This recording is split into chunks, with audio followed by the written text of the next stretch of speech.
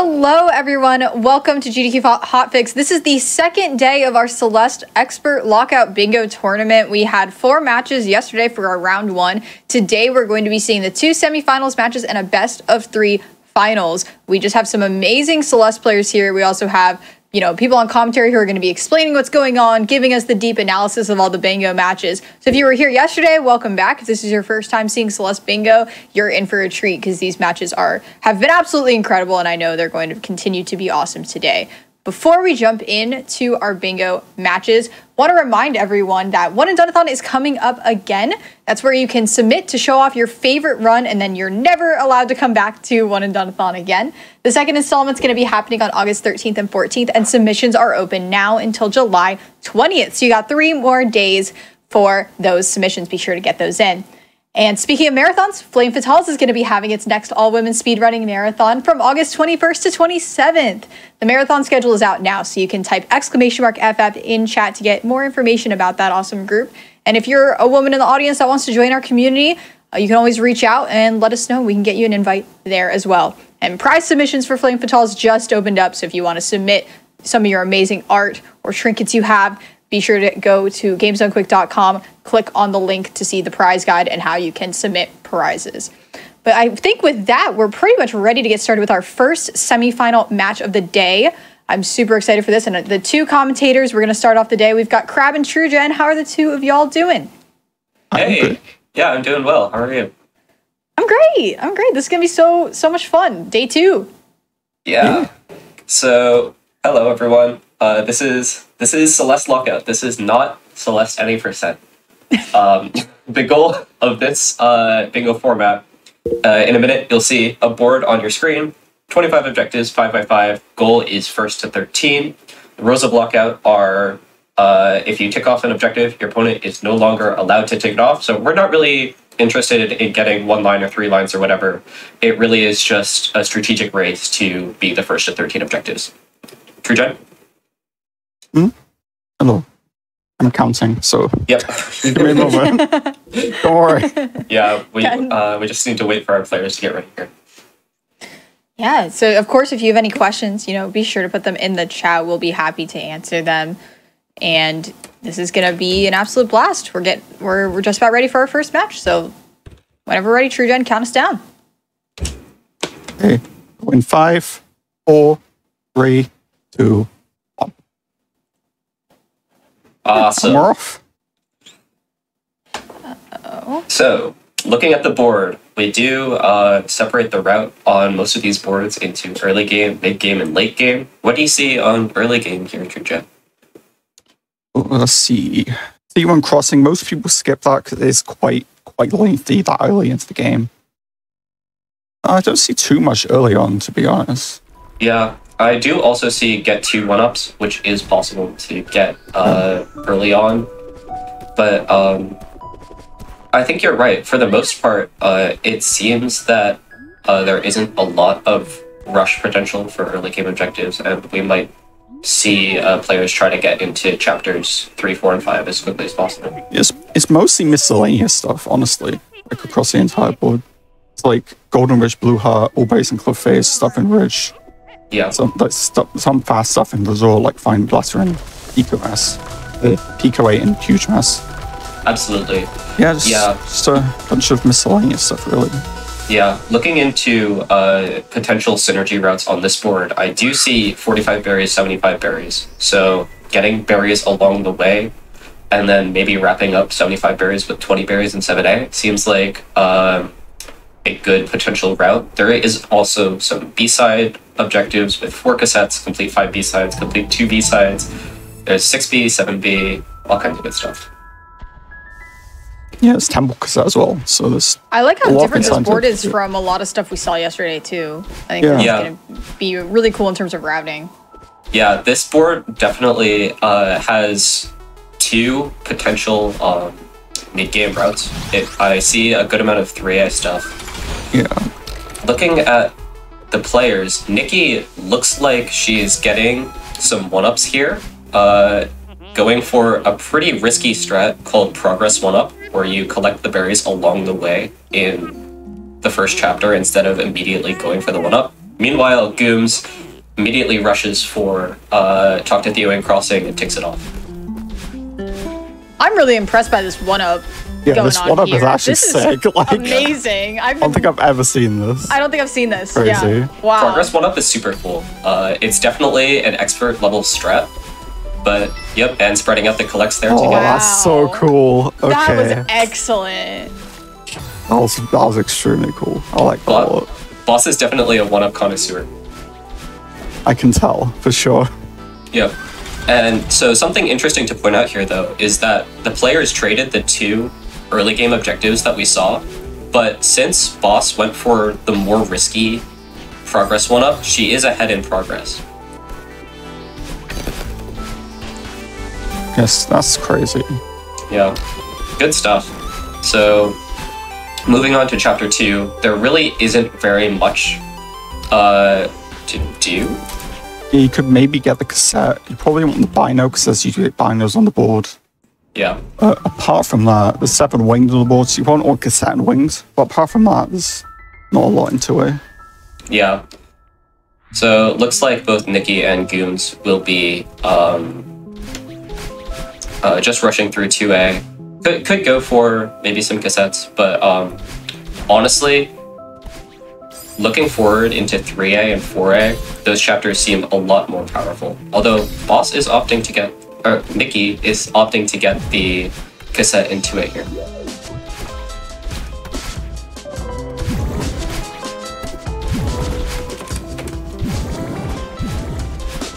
Yeah, and just like that, Gooms has overtaken Nikki in the progress race. Yeah, someone mentioned in chat, getting the 2 1-ups does also bring you closer to 45 berries, which is on the board. That's actually relevant. Yeah. There's a lot of berry stuff on the board, actually. All collects on 1A, all collects on both in 3A, all berries in cliff phase, 45 berries, 75 berries. Yeah. 20 berries in 7A. Yeah, that's quite a bit, actually. Yeah, berry route definitely looks like it could be pretty strong with this board. And that's what's tough. There's a lot of berry routes, but there's also a lot of B-side routes. Yeah. So those don't combine well. You got to kind of pick what you're doing. yeah.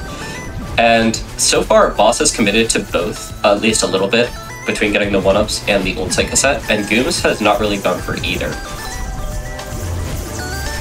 This makes me think that Gooms might be going for 3A early on, because 3A has a good amount of stuff that Gooms might want to be rushing here. I see a huge mess order, Stone Oshiro 10 times, and a couple of Pico 8 objectives. Yeah, Fine Letter and Pico 8 huge mess, and that's like, I think, a couple Pico 8 stuff alongside it. Yep. You reach old site. Yeah, exactly. Which is a pretty fast Pico 8 objective, but it also sets Gooms up for all collectibles in 3A and 7 winged berries. Yeah. So it's also bad for 7 wings, so. Yep, and Gooms does enter Resort. Not Nikki is not far behind. Gooms is entering Rish. Okay. Oh, interesting. Okay. Wow. Yes, we probably won't see Resort for a while. Yeah. Oh, no. At least from Gooms. But Nikki is in Resort. Nikki is in Resort. Okay. Gooms and Ridge here. This is interesting. Everyone is clueless, apparently. Yes. Yeah. Nikki is in Resort. Oh, okay. Alright, so what would Gooms be going for in Ridge here? It sets Gooms up for 8 binoculars, all berries in cliff face, golden ridge blue heart. That's not bad. You probably also get cassettes earlier, so 4 cassettes is potential. Yeah. Potentially something Gooms wants to look towards. Yeah. Apart from that, very fast chat for berries. There's also a winged in this chapter, so yeah, there's a lot that Gooms could potentially be working towards. It is worth noting that I think Gooms skipped the first winged berry in chapter 1A. That's not too bad to go back for, so. It's not. Okay, so Gooms does insta-tick Golden Ridge Blue Heart because he doesn't know whether Nikki is in Resort or Ridge, so he can't really afford to delay it. But now Nikki knows that Gooms is in 4A in Ridge. and has an information advantage over Gooms. So what are we looking for in Resort? So, Not getting PQA in latter. yeah. That might be fine. As long as you get Yeah. it before you leave mass, I think it's fine. It's going back for it is kind of a pain. It's like a 45 seconds or something. Exactly, yeah. And Nikki knows that Letter and Pico 8 is a safe objective because Gooms is most likely in bridge right now. So Gooms can, Nikki can get the Letter and Pico 8 exiting towels because it is in the same room as the towels exit. Yeah. Also, no heart stuff on the board. I think actually 0. So, Yeah. yeah. How many options does the board have to choose from to fill the 25 tiles? It is a little bit complicated how the board generates, but there are several hundred objectives. Yeah, there's like over 200 of Yeah. objectives. So I shouldn't say like, several pick hundred, from. but there is over 200. There is a lot. So don't Yeah. worry And about it. they're weighted by length and difficulty, so it's balanced. You're not going to get a ton of really long, really difficult objectives on a board. Yeah. And so it's balanced in that way to have a good variety of objectives of different lengths. Yep. Yeah. And shameless self-promotion, I was the one who did the most recent rebalancing for the most part of this generator. So,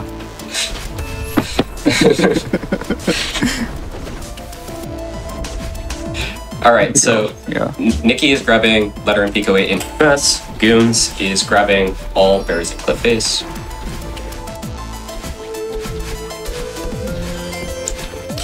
How do you think this game is going to shape up, True John?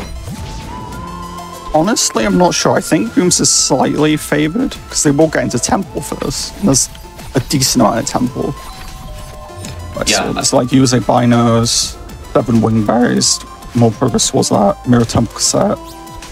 Mirror Temple A side if you really want it. 2 B sides. 5B is quite fast for that. So it's a Yeah. decent amount in. It's a decent Okay. amount in Temple, I think. Yeah, I definitely agree. Although something that is helpful for Nikki here is there are objectives, as you said, for the A side and the B side of Mirror Temple. So something that you can do if you're behind entering Temple, but there's multiple paths, is you see what your opponent does and then pick the opposite path. So Boss may be, or Nikki may be able to guess whether Gooms plays the A side or the B side of Temple and play the other one.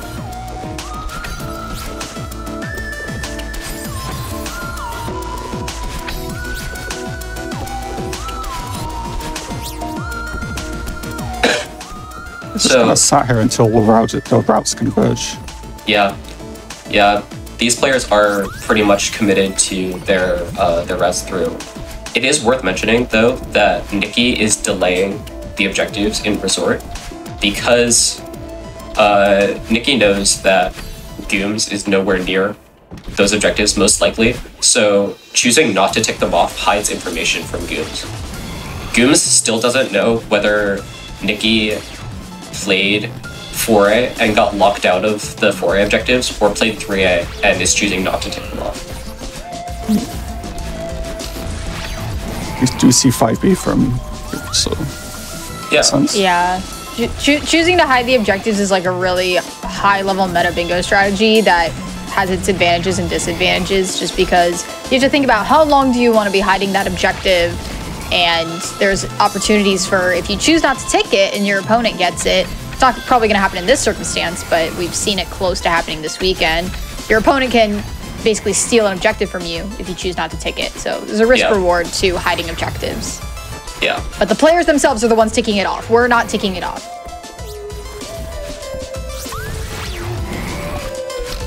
So, Gooms is looking to fill out 2 B-sides, 4 cassettes, 8 binoculars from this 4B play. And Nikki is currently finishing up 10 Oshiro stuns at the end of 3A here. Oh! I think she missed Oshiro at the very end and only got 9 stuns. Not the that's end fine, of the world. but yeah. Well, you know. Yeah. We see the tick-offs for Resort. Yep.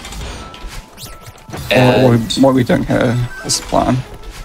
probably 4 cassettes, if I had to guess. That's, yeah, that makes sense. Yeah, cassettes B-side, 2 B-sides, maybe. We'll see. Yeah, and also setting up for 2 B-sides. Also, all collectibles 1A, so that cassette triple dips in objectives. That's true. All collectibles in 1A is kind of fast. Yeah. It's shorter than you would think, honestly. Yeah. Especially for these players. So Nikki does choose to enter 4A instead of 5A here. Potentially making a late game rush. What late game objectives do we see here? I mean, 75 berries is technically late game, 20 berries in 7A. There's also Keen Reflection Power B-side, Source. Rebel's Hollows. Reach 2K and 7B. Yeah. Yep, apart from that, I don't see Rebel's Hollows, yeah. I don't see what else. Complete Black B-sides, I guess, is late game, but Yeah. I don't know. Oh, okay. I wonder if we'll see 4B from Nikki here. That would snipe 8 binoculars from Gooms. Okay, and there's 4 cassettes from Nikki.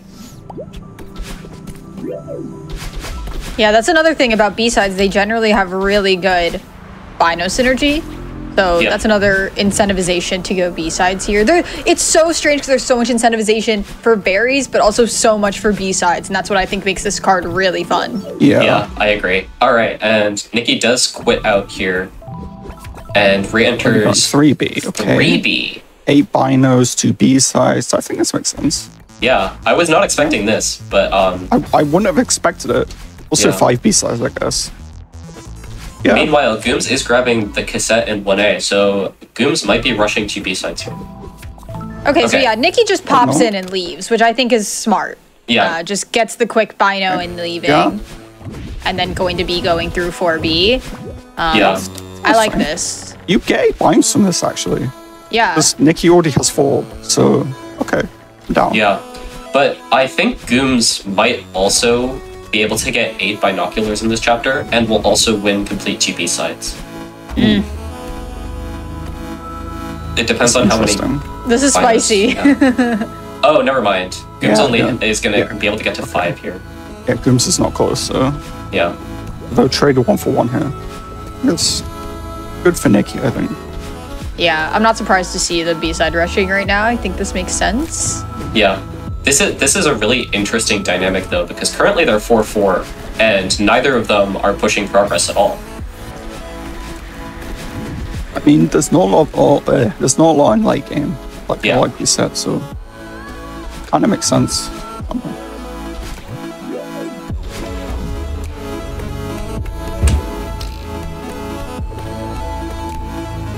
I love B-side gameplay. It's okay. Me too. Where are both of these players going to go after this? That's a good question. So... I mean, assuming that Nikki gets locked out of 2 B-sides, we might see Temple, potentially. Going towards Temple, because... Yeah. There are a lot in Temples, like Mirror Temple A-side. I don't see anything else. No, I don't... 7 Winged Berries is helpful, but... Yeah. I think she would be a lot more likely to finish 4B and go into either Reflection or Summit. Actually, scratch that. I think maybe going for more mid-game berry objectives, like 7 Wing Berries, 45 berries, all collectibles 1A might make more sense. I don't know. Guess we'll see. So Gooms does... Does tick off 2 B-sides, so... It goes in the Summit. What's in Summit? 20 berries in 7A. It's helpful towards 45 and 75 berries. Yeah. Also, there's 3 Wing Berries in this chapter, one of which is early on. Is Gooms gonna win 8 binos, actually? No, I don't think so. Not if Gooms is committing to these early berries. Not if Gooms is getting these berries. Yeah. There are 3 binoculars early on in 500 meters, but he needs to get there before Nikki finishes 4B, and she's entering the last checkpoint. Yeah, the last bino that Nikki needs is in the last room. So yeah. Yeah, I think this was a smart play from Nikki. I think they're both making smart plays. Like these are both completely viable options for this board, which is really great to see. see Gooms go into that room with 2 berries and we get one of them. Yeah. I think it's interesting. Huh. Yeah, I think his rationale might be he's trying to get 8 binoculars. Ooh. Nikki takes a rough death. This room. Oh, this is going to be so close for 8 binos. I think Gooms wins this, surely. Yeah. Oh, no, with the death? Calm's curse. Yeah, honestly. Oops. This is going to be so close. This is going to be actually so close. Oh I think Nikki's got it. Oh, Bino. Bino. No, she's getting any binos? Oh, it turned into blue. Oh my god. Oh no. That was so close. I think Nikki gets life if she goes for the bino right away, but yeah. That's so sad. Oh. Wow. Okay. And Nikki is entering Summit, yeah. Wow. I'm still like, that's a great example of just how lockouts can just be so devastating. I still think 4B was fine, even with getting locked out there, but it really seemed like she was going to get it. Yeah. Wow. It was the difference of maybe spending 1 less second making a different decision, or just in execution. There's so many factors that go into this. You do have to keep in mind that even though Gooms is ahead in objectives, Nikki has basically 3 objectives. I guess 2 if you want to be picky about it, but in resort, they have Stunner Shield 10 times as their progress towards and reach outside Pico 8. Complete Pico 8 is a lot longer. So you might not see that until a bit later on, but they definitely have the advantage towards those objectives. Yeah. So it what's looks Nikki aiming to do here in Summit? Probably 20 berries in Summit, 45 berries. I assume berries. Yeah, okay. So Gooms is entering Resort here. I think this is probably a Pico play. Yeah, I assume so. It also sets Gooms up for 7 winged berries, but I think that's a pretty risky play considering you know that Nikki played Resort first pass. Yeah. I'd be very surprised to see Gooms going for Sanashiro. Yeah. I guess it could happen. It could happen. But what's the plan here? Where are we going? I'm surprised to see 7 wings on the board, honestly. Yeah, I would definitely longer, assume that would have been ticked already. But here we are, and that's only Gooms' 3rd. So if Nikki wants to contest it by going back into a couple chapters and picking up winged, she definitely can. Looks like she might be doing just that. I think that's what's happening. Temple. Yep. Seems like it. Yeah, and then she can get the last one from Awake.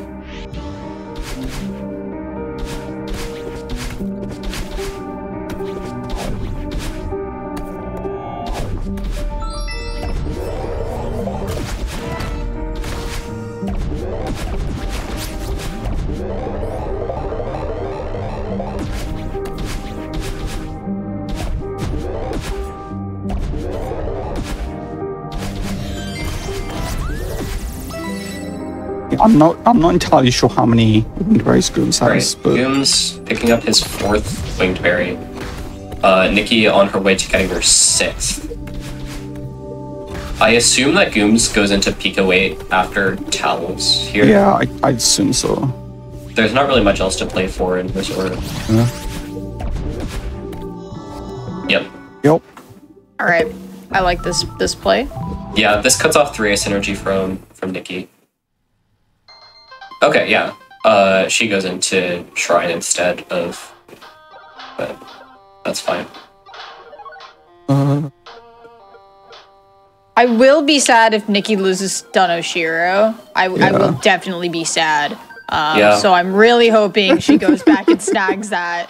I assume Gooms ticks off Pico objectives. Yeah, and then Nikki will just be like, oh frick, I gotta go. Well, maybe not. Now that Nikki insta-ticks 7 winged berries, you know, unless that was a delay, that she's not in Pico 8 right now. Fair enough. And it looks like Nikki is going to be doing all collectibles 1A All here. collectibles. I mean, I doubt Goobs delays it for that long, honestly. So, probably Yeah. enough time for Nikki to go and pop a show like once. Yeah. That'll Oh, make it this even is sadder this is if also going to Nikki- get Nikki to 45 berries. Oh, Worth you mentioning. got it. So Gooms does ticket immediately Yeah. here, Yeah. signaling Pico progress. Yeah, so Nikki does know that all collectibles 1A is pretty safe, and they will be probably finishing at around the same time from each other.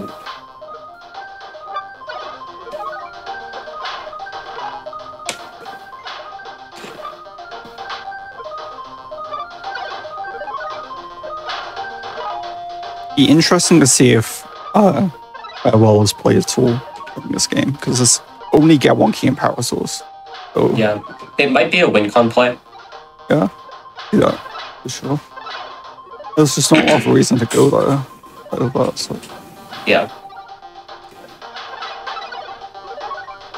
But both players are actually in the exact same spot in Summit. They have 1K Yeah, unlocked.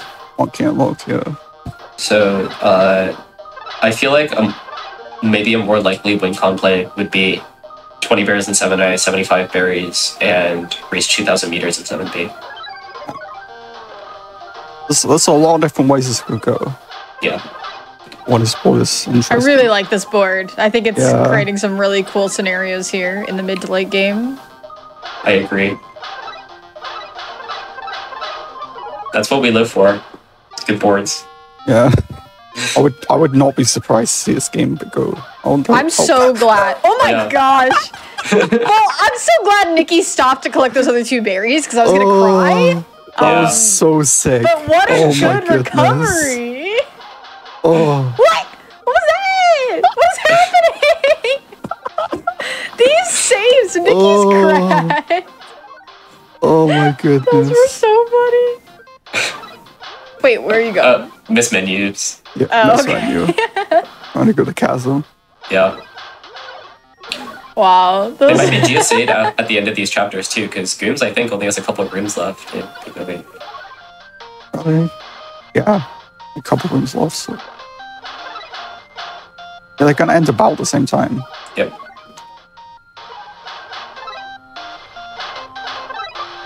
Alright. Suddenly, Okay, Bunch here of we go. sweet, Here we makes go. sense. Yay. yep, I'm so happy to see Alright, this. time to pop a show like once. yep. Let's go! And suddenly it's 8-8. I love the where are we boop. going? Let me just come back and say hi to Oshiro. Boop. Summit race? Summit race! Yo! Summit race, let's go. Oh my, they're in the same spot! Yeah. Sick! Gooms is just a little bit behind because he spent a couple more seconds deciding which chapter to go into. Oh I my wonder if that'll end up gosh. mattering. I love that we have such a divergent thing and then we're coming, they're in the same place. Like, this is awesome. Yeah. So it is Gooms worth is mentioning though. getting some berries though, okay. Yeah, Gooms has a very good arm. I'm not familiar with Nikki's arm time. I'm pretty sure Nikki has been playing, but don't quote me on that. I could very possibly be wrong. But She has been playing a little bit of everything. I mean, so is Gooms, Yeah. but they are going for different berries here. So I'm interested to see who wins the race for 20 berries. They're both just such good players. It's just like fun Yeah. to watch them play the game. Yeah. You know? Oh no! Wait, why is Gooms getting this gem? Wait! Gooms did not get either of I the other two don't gems, know. so. Are we all illiterate? What's on the board? What? There's nothing Gooms- for gems. Yeah, Gooms skipped the other two gems, so I don't know what's up. I think that might Autopilot. literally just be Hundo muscle memory. Gooms does Yeah. have third place Hundo. That's actually hilarious. I wouldn't be surprised. Yeah. A plus.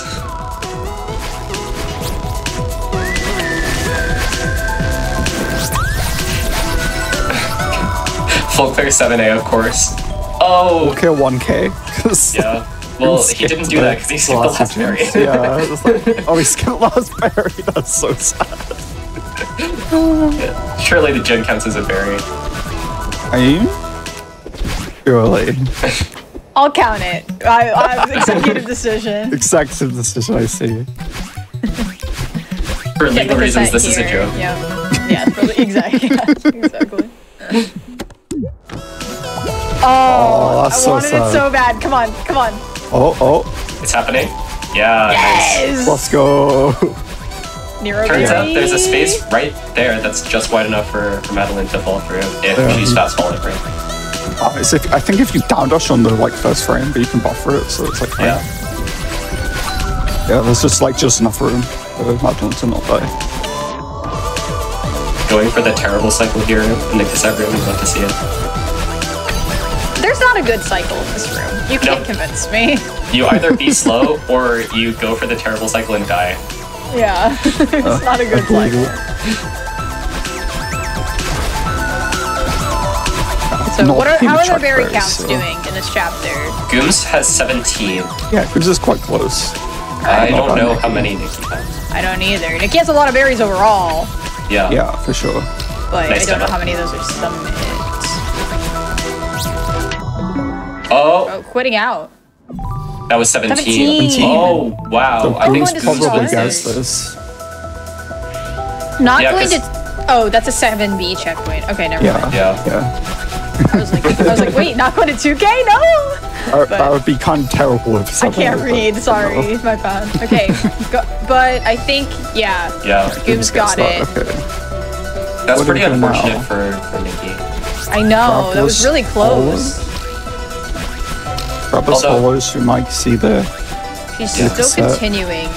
Yeah, because she still wants these berries for 75 berries. Sure. Which she is still... Oh, Leaving. Yeah, I was gonna say I don't think this is the fastest place to get 75. So. okay, 3A. Okay, this is 3A full plus clear. 3A, Yep. 75 berries. Makes sense. Yeah. Whereas Gooms is going to Reflection. Yeah, there's a Reflection B-side and grab. Yeah. Yeah. Obviously, you can set into grab the solos. Also, Yes. I would say that this play is probably a little bit stronger for Gooms than for Nikki, because Nikki's getting 2 objectives from this, 75 berries and unblockables 3A, whereas Gooms is setting up for 3, Grabless Hollows, Reflected B-side, and 5 B-sides. Yeah, I mean, it's hard for Nikki to go to Reflection because Nikki isn't going to get 2 B-sides or 5 B-sides and more like it. So. It's also pretty risky because she may realize that she saw the 20 berries and 7A tick off late, which means that if she tries a Reflection race, she would be behind in turn.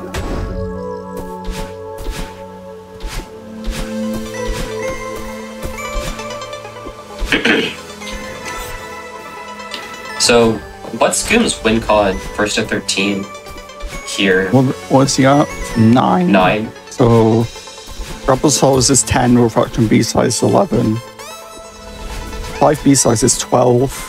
So he needs one more beyond that. Yeah, you just need one more to like reach 2K. I think he has the cassette. I'm not entirely sure, but okay. Yeah, so that's not too bad. And A-size isn't too bad. Yeah, and 1 key and power source. 1 key and power source. He just needs one of those miscellaneous ones. So that's a lot of stuff for Gooms to go for. Yeah. This time. I guess we'll see. Because Nikki is ahead on a lot of field stuff. All collectibles 3A, 75 berries. Yeah. There's a decent amount that Nikki is ahead for. Yeah, I think but that they've both got the same progress towards reach 2K and 7B, so... yeah, they both just have the cassette in 7A. The difference, though, is Nikki is behind one objective, so she needs to get more miscellaneous objectives. Nikki seems like really aware of which berries are the fastest, which is such a skill to have in bingo. Like, it can be so tempting to just finish out checkpoints, but you really just want to be going to the most dense and fast areas, and so I like this. Yeah. You definitely, for boards like this, where getting berries first pass is important, but also full clearing is important, you want to set up. So a really easy example here is in Huge Mess. If you get all the berries in towels and in books, then on the return trip, you just need to get the berries in chests and then the hovering berry, and then you're done. Yeah, berry routing in Bingo is really, really cool to see. I mean, just generally getting the last berries and a checkpoint is good. Yeah. There's 4 cursed up on the boards.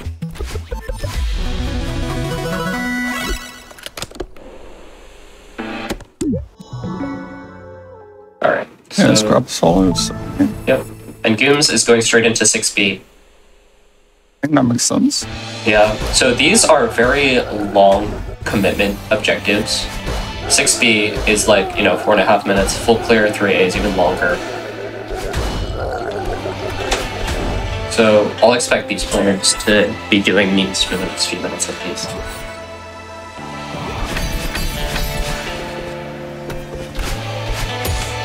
I wonder what Gooms is going to think when he sees the 75 berries tick off in just a couple minutes. Yeah, Aka was saying in chat that Nikki can delay this for like quite a while, honestly.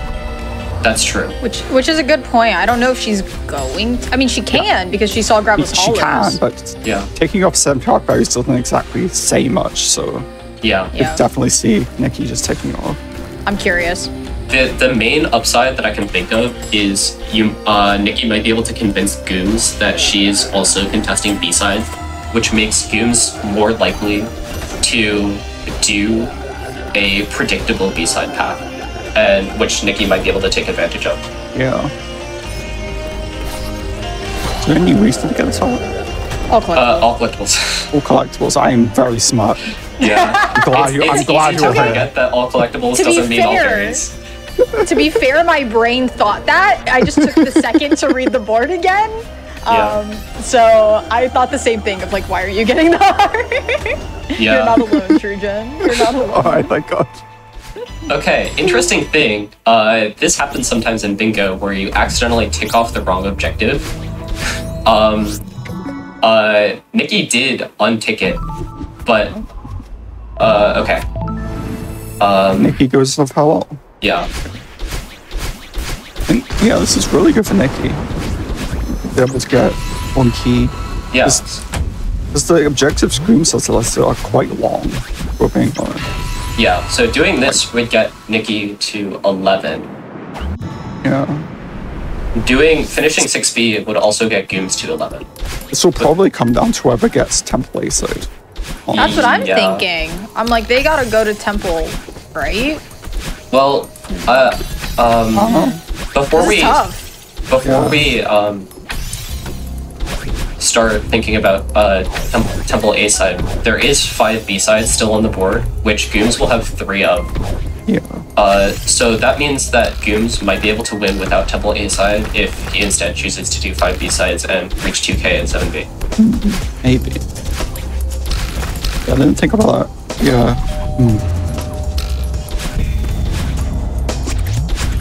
I didn't think about how the fact that Gooms is gonna have 3 B sides once he completes not 7B, 6B. I'm Yeah. very clever. The scary thing here is that Nikki doesn't necessarily know what Gooms is doing right now. Yeah. Like, you know that Gooms did 6A, but you don't know what else is happening. Gooms could be in Farewell. Like, Yeah. you have no idea. So I I respect Nikki going for Farewell here and just being like, you know what, I'm just gonna try and get this. Yeah. Because we have no idea where Gooms is. There is also the potential for Nikki to choose to multitask. Yep. What I mean by multitask is she may quit out at this checkpoint in Farewell and choose to do something else like Temple A side. But nope, looks like she's committing. Yeah, I was considering also the play of multitasking. It can be stressful but useful. Yeah. The last objective Gooms ticked was 6 minutes ago, so Yeah. it's kind of hard to make that call, but Yeah. Yeah, I mean, at this point, it's really just risk versus reward. Like, what objectives do you think is safe? Because you really just need to put things on the board at this point in the game. Synergy's out the window. Except for 5 B-sides. That's the last synergy. Yeah, and I think it seems like Nikki's kind of conceded that at this point, but we'll see. Where I mean, he goes Gooms can delay 6B for at least a little bit. Because Nikki ticked off 75 berries like 4 minutes ago. Yeah. Oh, yeah, you could probably delay for at least a little bit. Oh, she's ticking it right away as well. Okay. All right, 7B from Nikki. You can delay. Yeah, you can delay 6B even more now. Yeah. That's crazy. Yeah, So- I think Nikki just really does not know where Gooms is and wanted to make sure she got that key, which Yeah, I that's think is fair. I fair. think Yeah. Okay, so Gooms is delaying. 7B race. Let's go. Oh! This is Okay. the best. Wow. This is where Gooms has such an information advantage Yeah. in hiding, but Nikki is ahead. Yeah. If Nikki ever goes into 6B, it's rough. But Yeah. at the moment, that hasn't happened. So I mean, this is also Gooms' fourth B-side that he's doing. So even if he gets locked out of 2K here, he may be able to snag a different miscellaneous objective and then just come back and finish, or even just do a different B-side, I guess. Someone's also made the good point we've had a 7A and 7B race in the same match, which I think Yeah. is beautiful. that's like really Symmetry. weird. I think that's sick. Yeah, They're also both just like good at this chapter, so it's fun to watch. yeah. 7B's been popping off recently. There's been a good amount of Yeah. sub-6s that have happened in the last few weeks, and people are definitely optimizing it a lot more. Gooms takes off now. So there's no chance of Nikki going there. Yeah. Oh. Yeah, I really wouldn't be surprised if we see both players go into Temple after. Yep. Yeah. This is tense. This is Yeah, a really definitely. cool late game. Yeah. Gooms could also multitask this and Temple, like it's being said in chat. See that? I would be surprised to see that, but we'll see. I mean, it's a possibility. We probably wouldn't see it, but Well, from Goom's point of view, possible. you just need one of those two objectives and then 5 B-sides. Yeah. I realize that you can't lean on 5 B-sides super heavily, but since since Nikki has ticked off all collectibles 1A, all collectibles 3A, 75 berries, you know that they spent a good amount of time just doing that. yeah.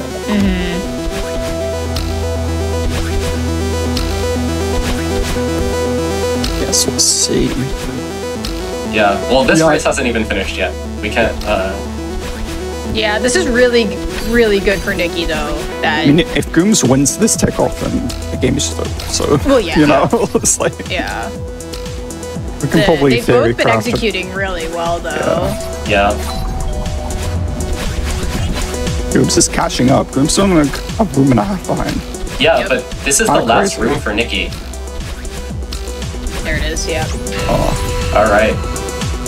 a room can be rough. So, that room can be rough. That's it's terrifying. Oh, Nikki, you need to take Nikki, off. take it right now. Nikki, please. Nikki, please. Oh no! Oh, Nikki, no! please. Sweetie, please take it off. Oh! This is so sad. Is Are they this both Gooms? hiding Are they this? both Gooms delaying? hiding? They're not hiding this. They're both delaying. Oh, no! Oh, it turns Oh, blue. Nikki, no. Oh, that's so sad. No way. Oh, Oh man. Okay, and yeah, Nikki calls GG. yeah, Nikki calls calls GG. GG. That's so sad. Oh. Wow. Nikki, no. Oh, That's the thing. You just don't know. We have the information that they're in the same spot. As a player, you don't know where the other player is. Sometimes you make the wrong call on hiding things, and that was unfortunately just the wrong call. Dang. Yeah. Not dang. I mean, like that was a great match. I Yeah. it's a feel. good match. I Yeah. feel for Nikki in this moment. This match was so much fun to commentate. Well, I love how you could see the moment where Gooms was like, wait a minute, I can just take this. Yeah. Oh my god. Wow, GG to both players. That was such a cool board. Yeah. Oh, that was a cool game. Has some of my favorite objectives on there too. Oh man. We have more matches today. That's crazy. That was a marathon of a match by itself. I know. Yeah. Crazy. Wow, you don't understand what happened. So basically, we can give a recap. So basically, they were racing the objective to reach 2,000 meters in 7B, which is where they both were. And you do not have to take the objective the second that you do it. So Nikki was delaying it to try and get Gooms to waste time, but unfortunately Gooms was right behind her, and so ticked it, stole the objective, and then Nikki called GG because she was behind in the other objectives here and behind on numbers. So hiding is a strategy that sometimes works and sometimes doesn't. It's high risk, high reward. So that was the situation of the risk coming through. Yeah. So congratulations to Gooms for moving on to the finals, and also congratulations to Nikki for making it this far. You guys are both awesome. Yeah, those were really good games. So. Yeah, that was incredible. So many amazing moments that all of us are reading the chat back. There's so many moments that we were all on the edge of our seat. Absolutely fantastic match. And the good thing is, if you missed any matches yesterday or you came in midway through the time today, all of these matches are going to be put up on the Games Done Quick YouTube. So be sure that you can check those out there, rewatch them. But we're going to get set up for our next semifinals match. Super excited about that. We're gonna have Vapo versus Verdal. So, you know, get up, stretch, grab some water. We're gonna Crab and Trujan will be back with me in a little bit to talk about the next match. So we'll see you all in a little bit.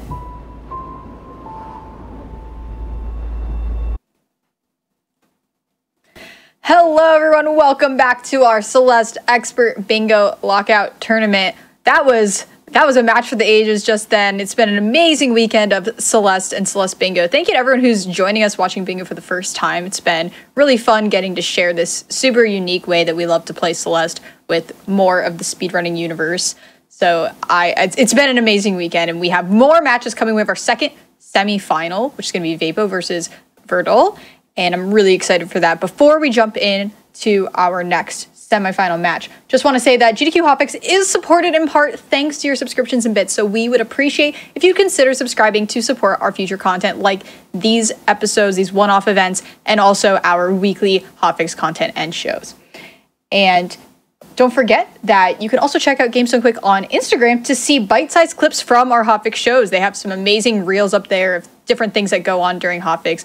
Absolutely go give them a follow on Instagram as well to see some of the amazing highlights. You're going to see like some awesome lockouts we had in that previous match. Hopefully we'll be showing up on some of those channels.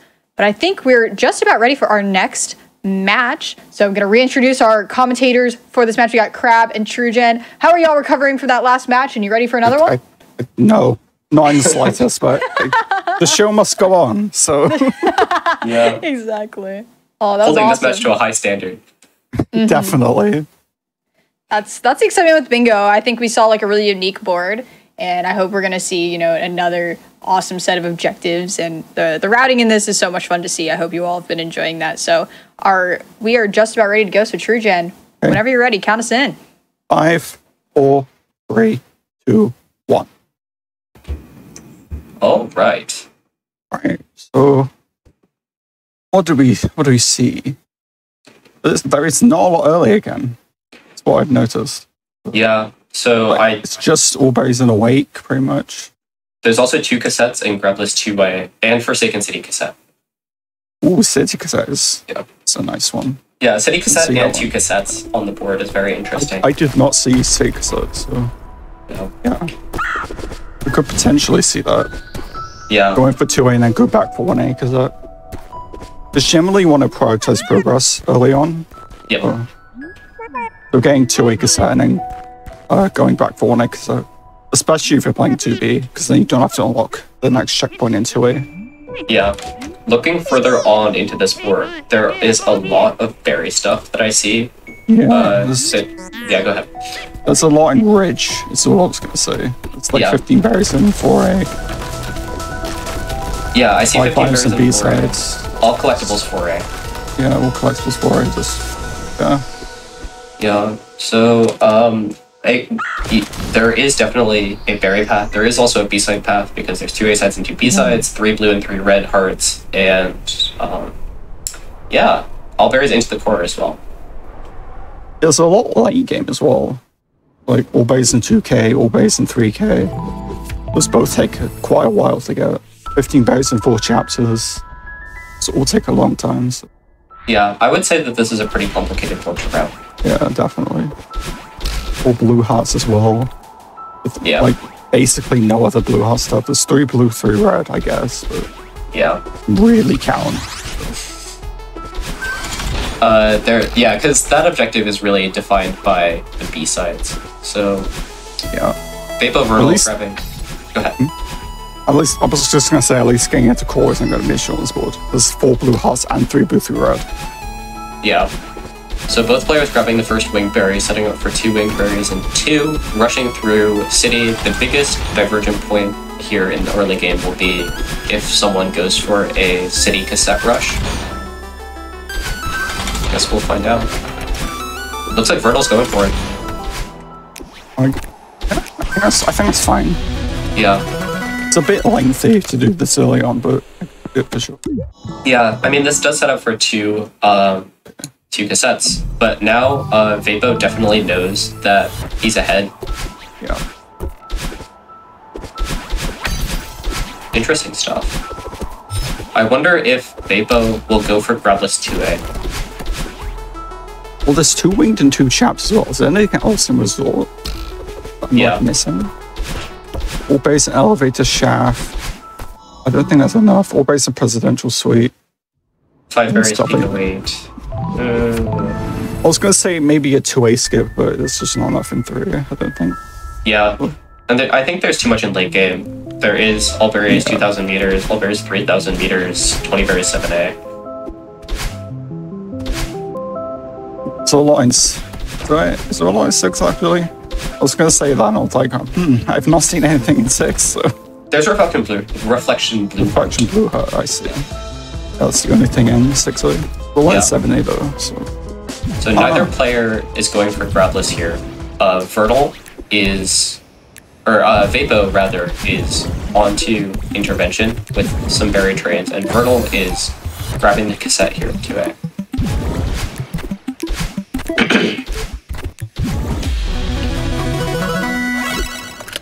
So Vertal does tick off 2 cassettes, but Vapo has a significant progress lead, especially for this early on.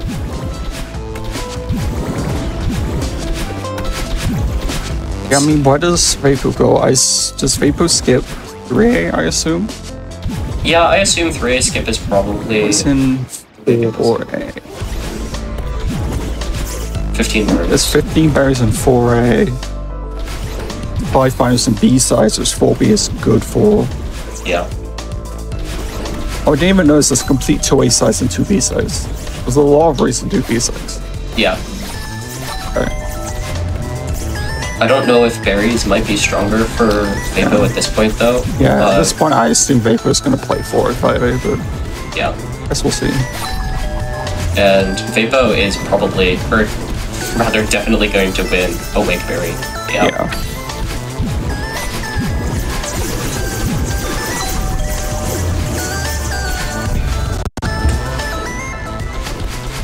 And still significantly ahead in progress. So whatever Vapo chooses to do, he'll be ahead.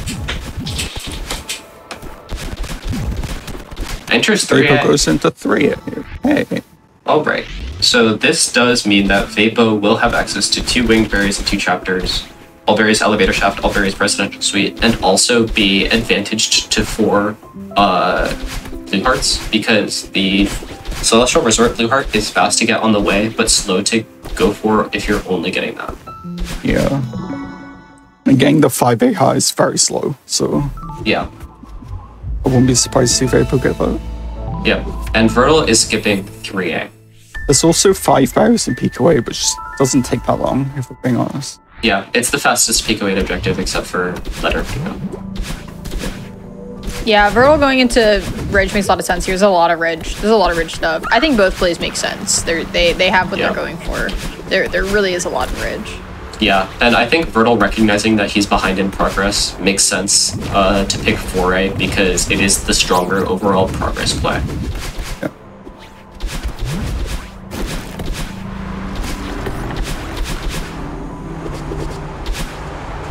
Be interesting to see which B sides get played.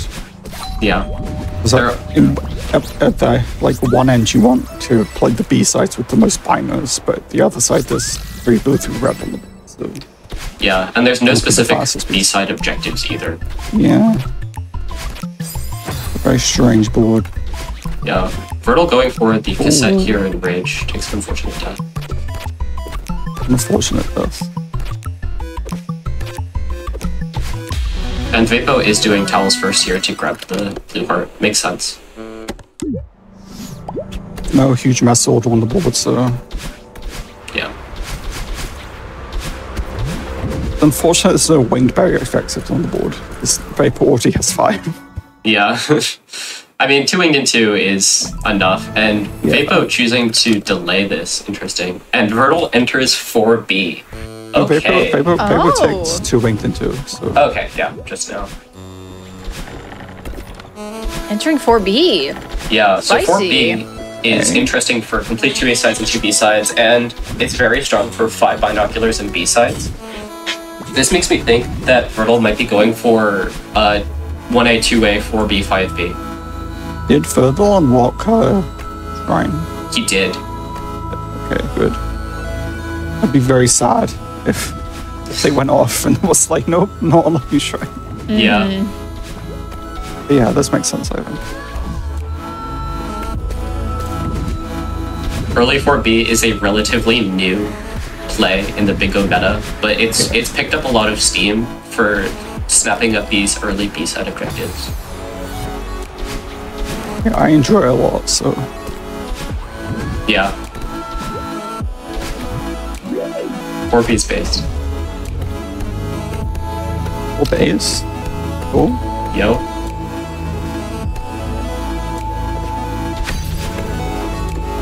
So it looks like Vapo is just about done with Huge Mess here. Gonna be moving on to Elevator Shaft. Meanwhile, Vertle is powering through the second checkpoint. Almost done. Yeah, both players just kind of doing their thing right now. Yeah. They're not really interacting with each other very much right now. There's been no lockouts yet unless Vapo was planning to get cassettes.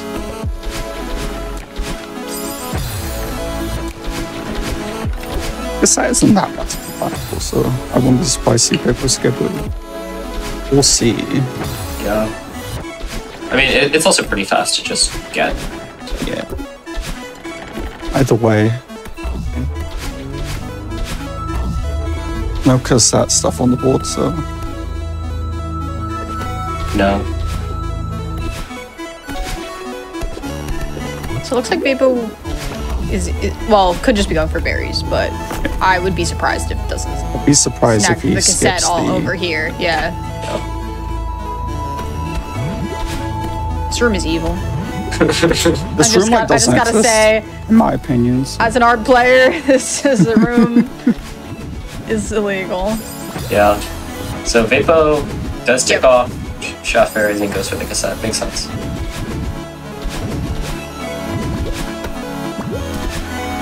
Yeah.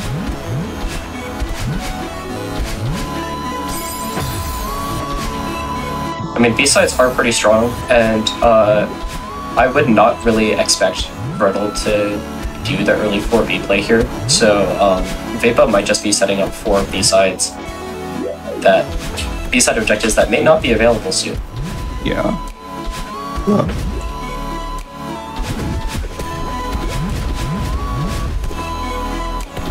Vapo is going to be head to 15 berries in Porsche. This is true. He might have 15 at the end, honestly. Yeah. It's, 7 from Shaft and Sweep? Oh no, something to think about. Yeah, and it looks like Vertle is going to be ahead in progress after 4B. Most of the time, 4A, 4B, and 3A take similar amounts of time, but Vapo has needed to go out of their way to get berries and such. On a bunch of berries called a cassette. Yeah. Oh, so. Where are we going? Alright, and Vertle is on to the Mirror Temple. Babo Who's remembering in- he needs the berry. Good. Yep. Babo Glad to remembered. see that. Let's go. Bingo. What's in temple? So There are they're 2 different seekers. Get 3 keys and search. I think that's unraveling berry. unraveling. I see. And Vertal could also just play 5B here. That would still get to kill 2 different seekers and 2 Yep. A-size cheeks. I'd be surprised to not see that, honestly. Yeah, because 2A, 2B, and 3 blue, 3 red, like there's just so much reason to play 5B at this That point. also, wait, that also gives you 5 B-sides in 5 binoculars and B-sides. Yeah. It does, yeah. There's just a lot of reason to go. Yeah. Yeah, for sure. Meanwhile, they both backtracking for 4 cards. Okay. Gives you access, gives you core access, so Yeah. yeah, okay. I don't hate this, for sure. The thing about this is that Vapo still has a skip, so they'll be able to enter Summit first if they if he wants to finish Ridge. But if not, Vertal will be ahead. And I'm just playing a Ridge. yeah, there are some early Summit objectives. I see 0 meter, 500 meter gems, 4 gems in the Summit.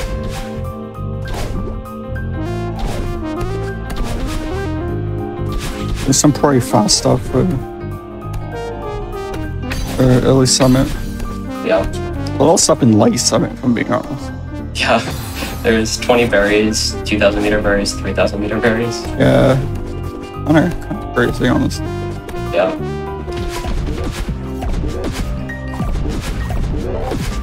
What's this photograph is like immediately. The A sides to B sides, use 5 binders and B sides.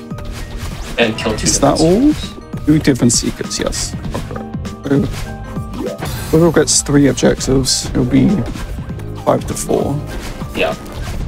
Meanwhile, Vapo is getting lots of berries in 4A, setting up for 15, and also, I would assume, all collectibles 4A, but skipping the last berry.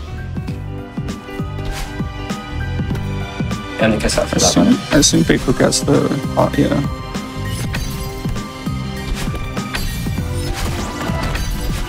Is Vapo's 4th blue heart? Yeah, I'm sorry, yeah. it is. Yeah, it is also worth mentioning that Vapo has no information about what Vernal's done and where he is, because the only things he's ticked are the early cassette objectives. So, for all Vapo knows, Vernal played 3A and got locked out of everything. Yeah.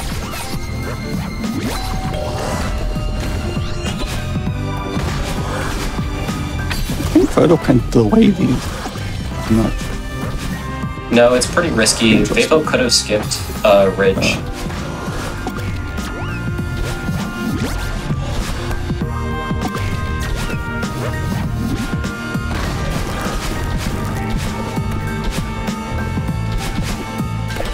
Coming up on the second secret kill now.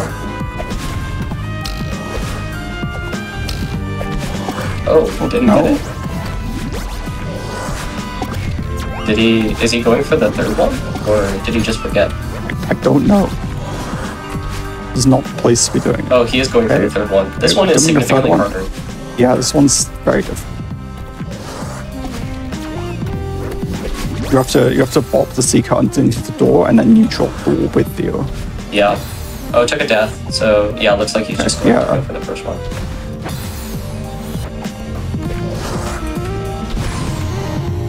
One is a lot easier. Yeah. Yeah, and it does turn green. Alright.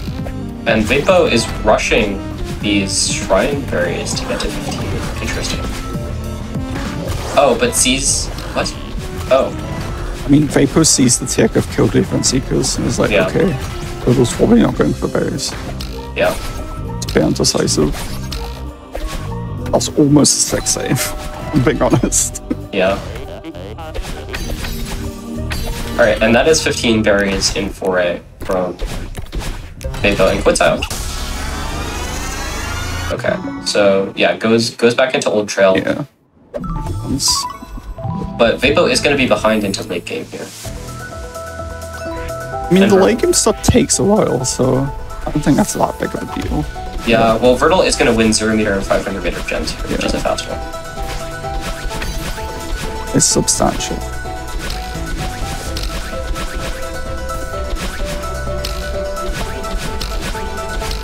Okay, yeah, and Vertle's still committing, or not Vertle, Vapo is still committing to all collectibles for right here, getting a few of the slip berries in the trail. Yeah. I mean, the thing about it is, Vapo probably knows. Yeah, Vapo saw the 2 A-sides and 2 B-sides tick, so Vapo knows that Vertle has access to late game. So Vapo, I think, has basically just decided to completely abandon progress. And the Vertle ticks off 5 binos and B-sides, which is basically saying, hey, I played 4B. Hey, by the way. Yeah, absolutely. I mean, technically, you could have played like 2B, 4B, 5B or something. Yeah. That still includes 4B. That still includes 4B. You are correct. I mean, you could technically go on 5 binos and B-sides without playing 4B. Is my point. Yeah, you could have played 4B. I just articulated it wrong.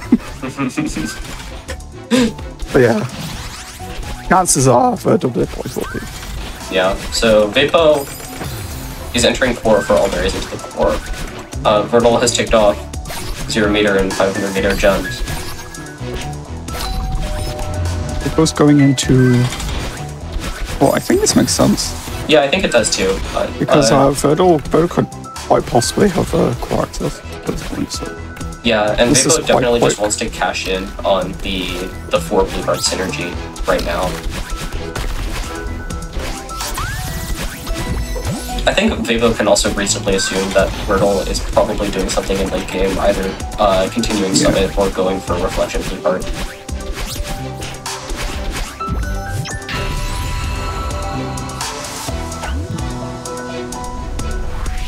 Very nice Ice Berry skip from Vapo.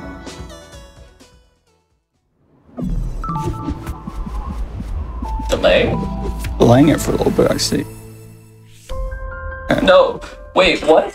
Vapo skipped. Vapo? What? Was that a mistake? Was that a mistake? Because Vapo just skipped Cliff Face. Was that a mistake? Oh no. Oh no. Does Vapo Actually, so all things considered, I don't think this is super terrible for Vapo. But yeah, I think that was definitely a mistake. Yeah, I'm pretty sure that was a mistake. I would not expect Vapo to skip Cliff Face, so. Yeah. So, Vapo can still get All Berries Unraveling, 3 keys in search here. Yeah, this isn't terrible. Yeah. Not ideal for sure. Yeah.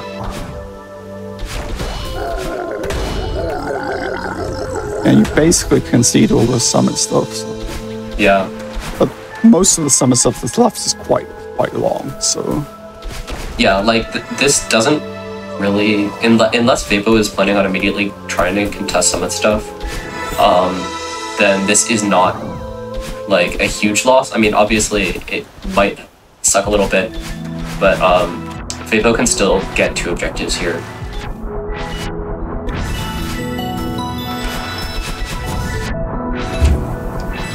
That wasn't a mistake, says chat. I mean, I think that's probably a thing, but Vapo also paused at the opening cutscene of 5A for about 20 seconds. So I'd be very surprised if it wasn't a mistake. Yeah, I mean, I don't want to assume anything about Vapo's strategy, but if I had to guess, I would say it was a mistake. Vertle's actually contesting 5A here and is going to get locked out, so this might be a silver lining. Oh, never mind. Vertle's dipped. No, Vertle goes back to summit, okay. Yeah. Sure, why not? It's good for Vapo. But I'm here for it. Yeah, I'm confused at everything that's happening, but I'm sure it's fine. Players just playing, you know.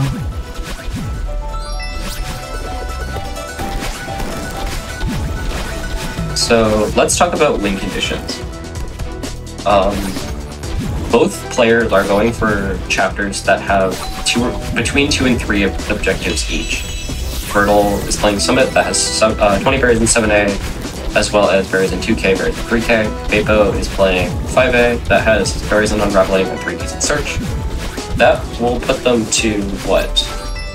Vapo's also advantage towards all collectible 4A. And 15 berries in 4 chapters too. But Vertle's advantage to 3 blue and 3 red hearts. Yeah. No, it's just gonna come down to like these miscellaneous objectives, like Grapplers 2A, stuff like that. I mean, the only 2 miscellaneous objectives that I haven't said yet are Grapplers 2A and 5 berries in Pico 8, neither of which are very long. I mean, I think the game is honestly gonna come down to this, so... Yeah, I think it is too. Yeah, I think like every objective is really gonna matter here. And I think we might start seeing some lockouts in terms of just when people choose to go for things. The really big thing here is each player to get to 13 either needs to go for objectives that are directly contested by the other player or get those 2 miscellaneous objectives. Yeah. The good does have an advantage towards 5 berries and Pico 8, so... does have Mesa mobs and Vertle not, I believe. Yes, this is true. So, I wonder if Vapo is just going to get these keys here and then quit out and do Grapplers 2A. Yeah, I wouldn't be surprised.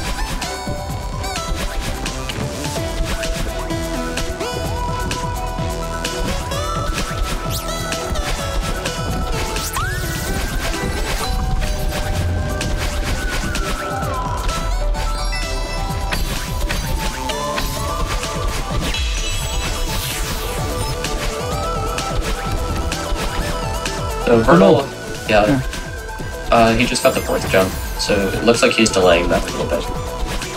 Thanks. Vapo just takes Unraveling Berry like a couple minutes ago, so... Yeah. Can't be too worried about that, I assume.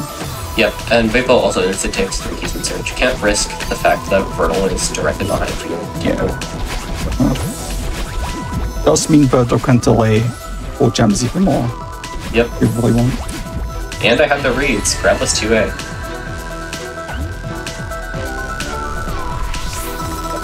So this means that Vapo does have a win condition here in Grapplers 2A, 5 berries in Pico 8, all collectibles 4A, and 15 berries in 4 chapters. Oh my god, Grapplers 2A race. Oh, yo. I'm popping off. Yeah. Vapo does have a pretty significant lead here, but it's very easy to take deaths in the last like chase room in intervention. Especially with Grapplers on, yeah. Like, it'll probably come down to that, so... Yeah. Oh, but Vapo's getting some berries. I wonder if that'll make the difference. Ooh.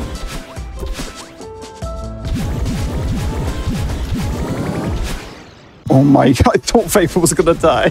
Yeah. Oh, this is too much. I'm so scared. I'm not even playing and I'm scared. I know, right? Oh! So if Vapo loses this, he needs to contest either a summit objective or 3 blue and 3 red hearts to win. And I think that's probably pretty infeasible, so it's gonna come down to this objective for Vapo. Yeah. What a intense Grapplers strat. I was really a fan of climbing that wall. Yeah.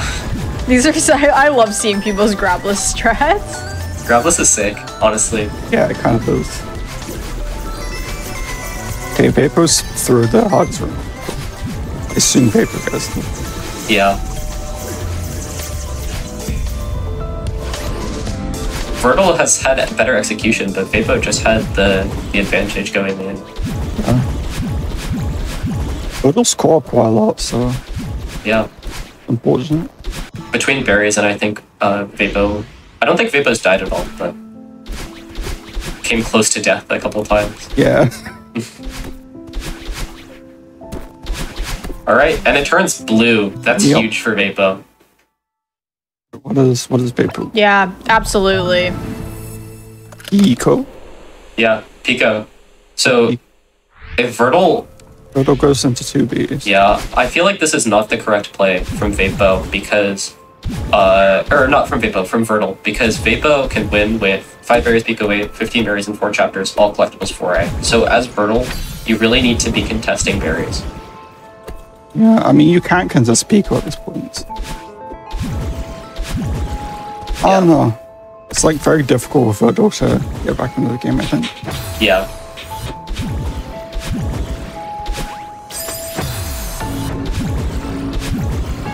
Imagine if Vapo delayed, there's no way. Yeah. There's no way you delay that, for sure. Vapo needs that objective to win. If you delay that, that's just asking for trouble. It's just, yeah.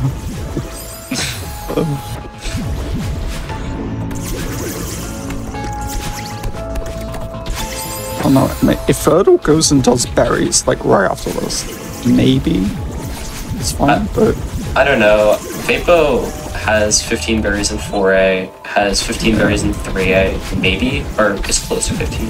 Has 10. I think 10. Close to 15.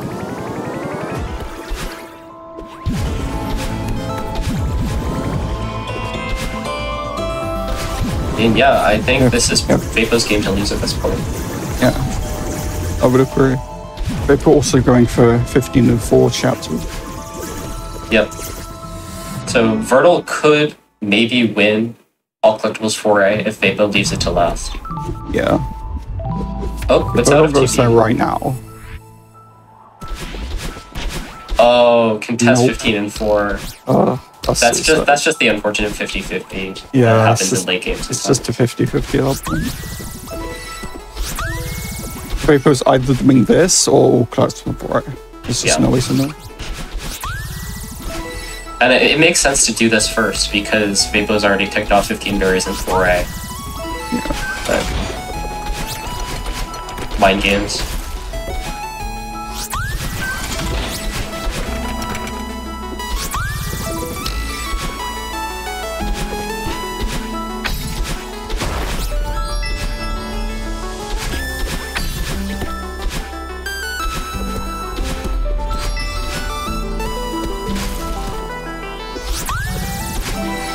Vapo will be coming to 15 berries in this chapter pretty soon. Yeah. I don't really see a way Vapo loses. Yeah. It's just rough for Vertal, losing that Grapless 2A race. Yeah. That's pretty unfortunate. Yeah.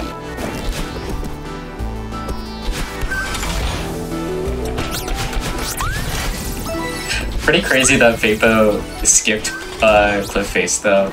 That's like in the good books of crazy skips. Yeah, like Vapo skips Cliff Face and then wins. Like honestly, what a great move. I respect it heavily. Vapo was just calling Vertal's bluff, like, I don't need Summit. You can have it. Almost for cowards. What Vapo said. So. Yeah.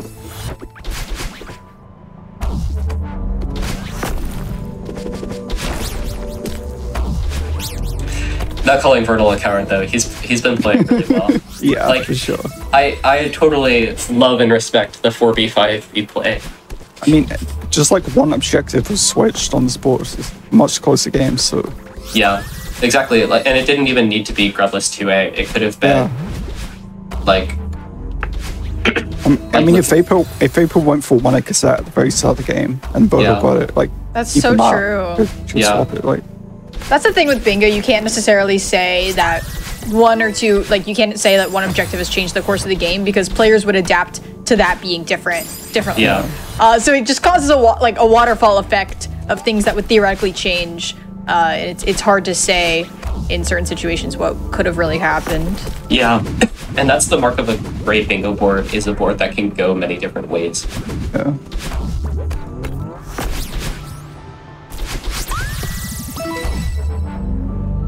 So Vertal is going for all collectibles 4A here. I mean, you kind of have to at this point. Yeah. And if they get it, I think they win if they get it. Yeah, I think Vertal does win if he gets it. Because Vapo awkwardly needs one berry in Huge Mess here, which is definitely a non-zero time investment. it's also worth mentioning that Vapo hasn't played Cliffface yet, so he doesn't have any berries there yet. Oh no! Oh, that's actually so silly. All right, all collectibles for our race. It's time. Oh, Vapo has 20 out of 29 berries. Is it 29 berries in this chapter, or is it 31? I don't remember. I should know this, but I don't know this, unfortunately. What's the question? How many berries How many are there in berries? 4A? It's either 29 or 31. 29, I think? 29, Yeah. alright. Yeah. I was gonna say 28, and I was like, wait, no, it's not 28. It's Yeah, I not think an it's easy odd. number like 30. It's a Yeah. weird one.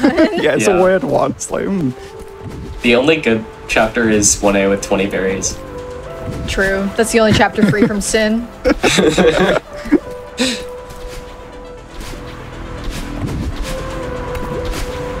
31 is Temple, thank you.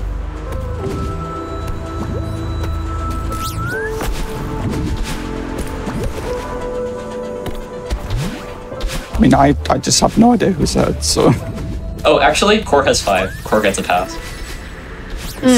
Yeah, that's true. Except for the fact that it has the pinball berry, so it Yeah. does not get a pass. It does not get a 172 is worth like 35 Doesn't also have berries. 25. pass. 25 is my favorite number, gotta say. Ooh. It's always fine, I think. Yeah, so Vapo only needs a couple berries to enshrine it. I think Vapor wins the. Yeah. I mean, Vapo does need to play all of starting up. I don't know if Vapo has gotten start, or Vertal has gotten start berries. Actually, yeah, I don't know. How many chapters have prime berry counts? That's a very good question. Yeah. I don't know. Let's see. I mean, there's farewell counts.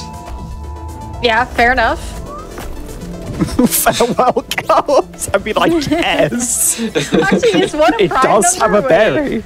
Yeah. Is one mean, technically a prime number? I mean, technically, No, it has 2. It has 2. It has If you a prime. count, if you No, count one, if we're counting goldens, this is all messed. yeah. Okay, well, if, one's if, not prime, so. No, wait. If you count goldens, then every B side, every C side is a prime number. So No, one's not prime. I will make this clear.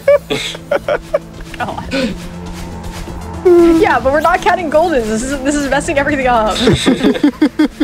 Okay. You all can do math in the chat. We'll deal with math later. yeah, for sure. Yeah. For sure. So Vapo is grabbing the seeded berry, Yeah. the cassette here, and the last berry in start, and I think that's the last that Vapo needs. Yeah, I think that's the last one.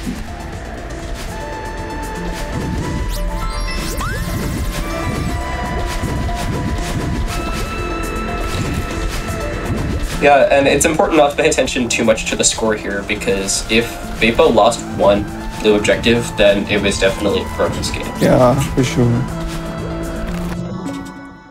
Like what we said yesterday, the score like very rarely tells the whole story. So yeah, they protect Absolutely, it's a journey of how these players got here, and Yeah. you For can't those tell how close, close GG. each objective was or anything like that. So GG. Thank you to GG. Vertal and Vapo for playing. Congratulations to Vapo for making it to the finals. Woo! Also great really match. good games. Yeah. We've seen a lot of divergent boards over the course of the weekend, and I'm excited to see what our finals boards are. And just a reminder, our finals is going to be best of 3. So we potentially will be seeing 3 more matches, which is exciting. Any last words y'all have, or want to say goodbye to the fans? Because we have our other pair of fans. commentary coming in after the break. Goodbye, fans. Bye, fans. Let's go. Yeah, thank you guys so much for watching, and thank you, Frozen, for having me. This was awesome. Yeah. Yeah, and thanks for This was really Tree fun. This was great. This was awesome.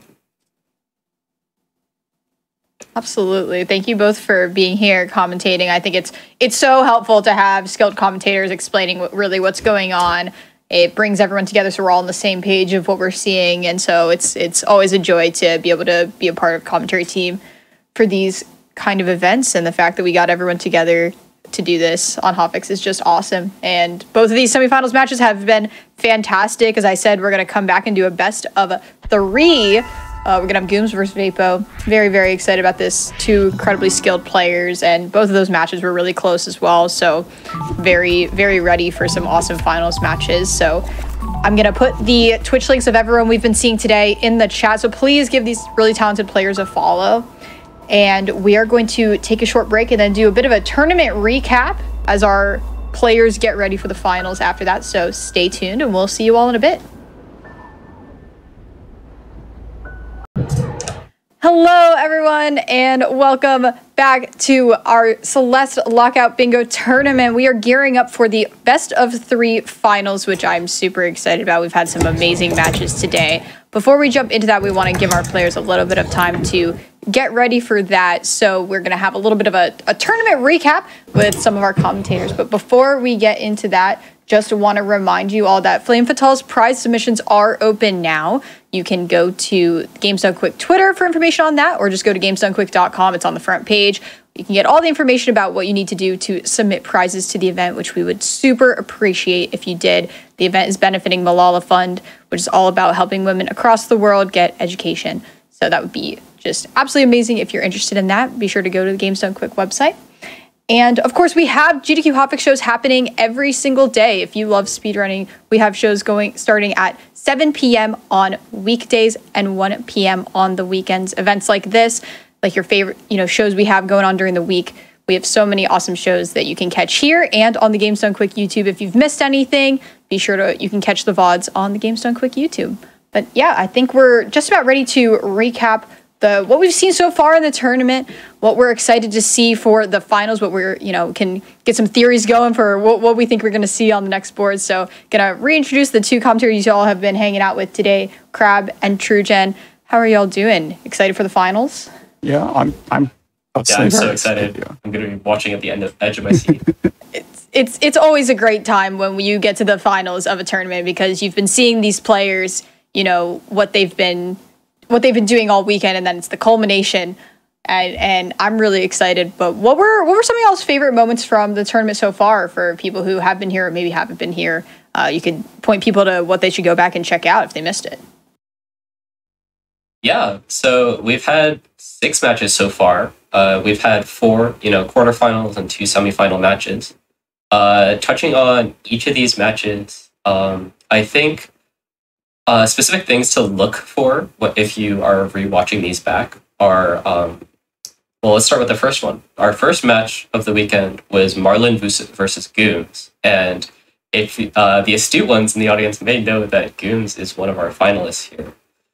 So Gooms, in match 1, did a route in which he delayed like 5 objectives at once in 3A, showcasing a lot of the strategy that comes from delaying objectives and hiding your route from your opponent. And in match 2, Nikki versus Talia, we saw a really, really strong progress race between the 2 players, showing a lot of crazy execution strats and some close races involving even DTS and Farewell. TrueGen? Yeah. Pretty much got everything about that. Yeah. So it was pretty interesting because I think I've seen DTS in Bingo like once before and see both players go for it. It's very interesting at very least. Yeah, there's a lot of routing choices that can go into whether or not you do DTS, the risk versus reward. Both players got it first try as well. It's even more interesting, if I'm being honest. So our next match, our third match, was Vapo versus Undertempo, in which we saw the perfect delay from Undertempo. It was literally a double delay. We didn't know what color it would turn, and Undertempo ticked it off at the exact right moment. Vapo did go on to win that game, though. It was a crazy delay, though. Yeah. A second between them. It's been so fun to see the delays happening, because that's always it's always a part of Bingo that I think people don't really know to utilize to the fullest potential. But then you get to expert, and these players know exactly what they're doing. and they have a plan. I'm going to delay it until I get here, and it just deciding how long to delay, when to delay is what makes these matches so spicy. Yeah. It really showcases the level of strategy along with the skill of just playing the game. Like, it's hard enough speedrunning Celeste as it is. It's so hard being able to play well while planning for the future. You're playing the game on one level, and above that is like routing the board, and above that is delaying objectives. It's like, just thinking about it just stresses me out. Yeah. And then our fourth match of the day yesterday was Vertil versus Tia, which is a masterclass of knowing where your opponent is, being able to decide what's the ideal route you should take in relation to your opponent. And Vertil was able to triumph in the information mind games and take the win for day one. But personally, I think our day two matches, our semifinals, have been some of the more interesting. I think so. Do you want to talk a little about those three, Jan? I mean, to begin with, the one-up at the start of game one today from Nikki, where they did the one-up in 1A. Like, they went all the way to Chasm, like, just the final checkpoint. So, like, I don't think I've ever seen that. That was crazy, honestly. It was so cool, because, like, generally you're like, oh, you're doing one-ups, you're going to get the first, however many in start, but if you really need the progress and you need the one-ups at the same time, that was amazing. It was so cool. Yeah, she just kept like 4 berries, like, pretty much the entire way through the level, which is crazy. I don't want to say much more than that. Mm-hmm. Yeah, that was the... Yeah, go ahead. I was just gonna say, there was a couple more moments, like the 8 binos in as Nikki went into 4B. Was Nikki playing against? I've really forgotten. Yeah, Nikki. Nikki was in 4B. Yeah, Nikki versus Gooms. Gooms stole 8 binoculars within frames. Oh, that was so intense. And they were the fun part about that is that they were also racing it in different spots. Yeah. So that was really cool. They're going for the same objective, but they're in 2 totally different places. Yeah, and he even awesome. Didn't go for the button immediately. So he probably lost it just from that. It's crazy to think about. But yeah. Yeah. And there was also at the very end, well, there was a Summit A-side race followed later by a Summit B-side race. Nikki did end up winning the 7B race, but delayed the objective just a tiny amount, which was enough for Gooms to tick it off and steal a game. Yes. So, if I may, I actually had I had some thoughts about that one as well. The late game for that match was especially interesting to me because there was a point in the game where we had 2,000 meters in 7B on the board, as well as 6B and 5B sides. And what was the fourth objective? It was 5A, right? Yeah, I think also, so. Yeah, temple. Hello, everyone. It's me, Akko. Yeah, I was like, I need you to please introduce yourself. Mysterious voice from the void. Yeah. Sorry, I just am too excited about the late game of that match. It was too interesting for me to not immediately hop in and say something about it. Because in that situation, there was a really interesting bit of interplay there. Where at the very beginning of that interaction, Gooms started by completing 6B. And at that point, I believe that was his 4th B-side. Correct me if I'm wrong. Or was it his 3rd? Okay, yeah. Regardless, Gooms had the progress advantage towards the B-sides as a whole. And so ticking off 6B itself wasn't really a priority for him. Because if Nikki ends up committing to complete 6B, which is a 4 to 5 minute objective, then Gooms is very heavily winning that late game, right? Because if Nikki immediately goes and grabs 6B and ticks it off, Gooms still has the advantage towards 5B sides and can tick that off as well as one other objective and put heavy pressure onto Nikki. with all that extra time that he gets. So it's actually in his best interest just to straight up not tick off 6B. And honestly, I would argue, even at the point that he ticked it off, I would argue that it would have been better for him if he just didn't tick it off at that point. However, once he had finished playing through 6B, there was a different interesting interplay happening where 7B, 2,000 meters, and 5A, that's Temple A side, were on the board, and were both objectives that Gooms essentially needed one of to secure his win condition, which is to say that he's at 11 objectives. He needs one of those objectives plus 5 B-sides, which he was pretty much guaranteed to get. So in that situation, he actually probably could have guaranteed it by multitasking Temple A side and 7B 2,000 meters. But Nikki understood that this was potentially Goons' safest way out of the game. So what do you do in that situation where your opponent has a relatively safe game plan that they're unlikely to deviate from, that you need to counterplay? And the answer is delay. So Nikki gets 2,000 meters, anticipating that Gooms, so this is just my conjecture, I don't know what she was actually thinking, but I believe that she was anticipating that Gooms would be multitasking those two objectives, because if he gets one of those, he guarantees the game. So Nikki being able to play both of those,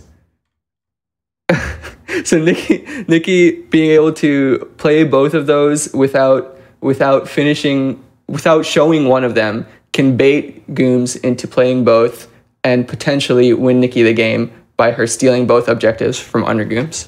So it was just a really interesting late game to see from both players and how they were trying to outbrain each other in that complex late game. Yeah. All right, great. Yeah, and speaking of complex late games, for our final match, Bebo versus Vertel, it was complex in a very different way because there was not very much interplay between the two routes. Bebo obviously never even entered late game, and Vertel had free reign over B-sides and Summit. So they both correctly identified the pressure point objective, which was Grabless 2A. And whoever won that one would have very likely ended up winning the game, because the rest of the objectives on the board were so heavily already sectioned off and belonged to a player, so to speak. So both of these boards in different ways ended up coming down to one objective. Yeah. I think I could put any more context to that. So yeah, it's been really fun to watch these high level plays in terms of both execution of the game. They're just like, especially seeing the races, we've seen just all of these players are just amazing at playing the video game, and so when they're in the same place, seeing them do that is amazing, but also just the routing decisions that have been made. And I know that we're going to see even more of that in the finals, which is coming up, and I think our players are pretty much ready to go. So really excited for that. I want to just say one more thank you to Crab and Trujen, who were our commentary team for the past couple of matches. And we have our new commentators, coming in. We heard a little bit from Akko, but also LM Jax is here. Hi, Jax. How are you doing? Hello. I'm good. I've enjoyed these matches today, and I'm looking forward to the finals. Awesome. Yeah, this is gonna be so much fun. I just love, especially the best of three, where it's not just like everything comes down to one match. We're gonna get to see, really get to see these players shine in seeing a couple different boards. That's always what's really exciting about the final matches.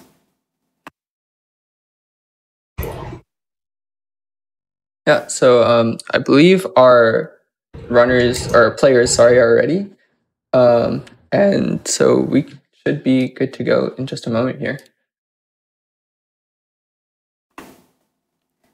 Fantastic. I think Jack's is going to give us a countdown and we'll jump right in. Yep, the players have revealed the board, and we'll get them started in 3, 2, 1, go. Okay, so we have a pretty scattered board here for our first game of finals. We see a lot of berry objectives, but nothing that really ties them together. There's 2 winged and 2 chapters and 9 winged as a major synergy for berries. But aside from that, there's 10 berries in 3A, 20 berries in 7A. What am I missing here? 10 berries in 2A, all berries in depths. I think that's all of them. Yeah, so what that will often end up is in late game, once these players have explored more chapters and unlocked progress, they can look into getting those objectives. Of course, I will just remind folks that we are playing Lockout Bingo, so it is the first to tick 13 objectives wins, and once a player has ticked an objective, the other cannot get it. Yeah, so the first objective that I see these players likely getting is Old Site Blue Heart. That is a pretty good objective to get, especially with 4 Blue Hearts being on the board. One thing these players also may route around is Visit, the Bird's Nest, and Epilogue being on the board. If you save your assist skip until Summit, you can get that one basically for free, but that comes at the cost of having to play every chapter 1 through 5. I don't think on this board it's particularly worth it, as while both chapter 3 and 5 have decent objectives in them, I don't think that there's enough objective value that you can garner in early game in order to capitalize off of a summit skip on this board. With that said, we'll see if one player starts developing a significant lead. Another thing to note here is that Complete Awake Without Dashing is on the board, so it's possible that the Old Site Blue Heart and Complete Awake Without Dashing get traded. If we saw a player like Nikki in these finals, we may have seen one person skip City here, because we've got Old Site Blue Heart, Theo and Awake, and 10 berries in 2A. But both Vapo and Gooms are a little bit more conservative with their assist skip, so we didn't end up seeing that. But also, that would be a bold move for Nikki. That would be pretty interesting. In any case, we're seeing pretty much an any percent clear here from both players, which makes sense. Vapo grabbing a couple berries, but otherwise it's pretty close.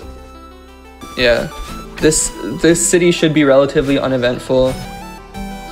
We do see the wing berries getting collected for 2 wing berries and 2 chapters, which I would expect. Well, I don't know if I would expect a first pass to go for that. With 10 berries and 3A on the board, definitely seems not too unreasonable. There's a consideration to go for that and then assist skip immediately after. There are also quite a few objectives just in Resort that I think skipping Ridge is not even a terrible play, or potentially skipping Temple. With the Huge Mess Order, 5 keys in 2 chapters, Reach Library in 3B, Pico objective. There's quite a bit in Resort for you to get, and with Vapo getting those winged berries, I would expect to see him go there. And there's decent value in Temple as well, with Kill a Secret, all berries in depths, and get the key in depths. So it doesn't seem unreasonable that you could commit to 3A and then skip to get into 5A. I do think if you try and greed for 4A objectives or even just play 4A, you're probably going to be in a worse spot overall. So I think the 4A skip is the correct play if you're going to try and enter 3A here. Interestingly, we see both players elect to not get the Old Site Blue Heart and instead go for these berries in 2A. So Gooms will maintain his like 10 or 15 second lead here.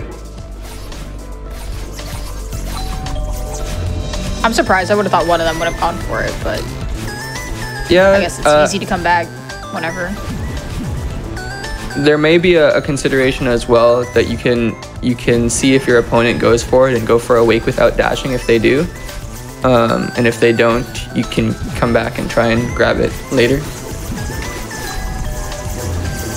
Yeah, 2A Heart is one of those collectibles that's immediately at the start of a chapter.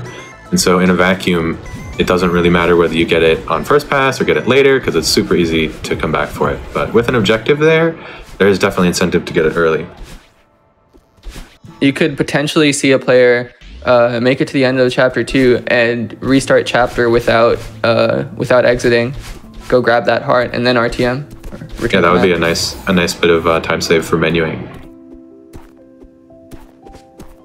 Okay, Gooms was gonna go for Awake Without Dashing here and tried to preserve a bunch of speed into this room, but accidentally kept dashing and had to retry. So resetting a room like that is allowed. I wonder if Vapo will try to go for Awake Without Dashing as well. Probably not, because it looks like he's getting so many berries that Gooms is just going to be taking it off here. Yeah. But we do see the trade. Yep, they split those objectives. And then Gooms heads straight into 4A. Interesting. I do feel like as Vapo, after collecting this many berries, I do expect him to go into 3A.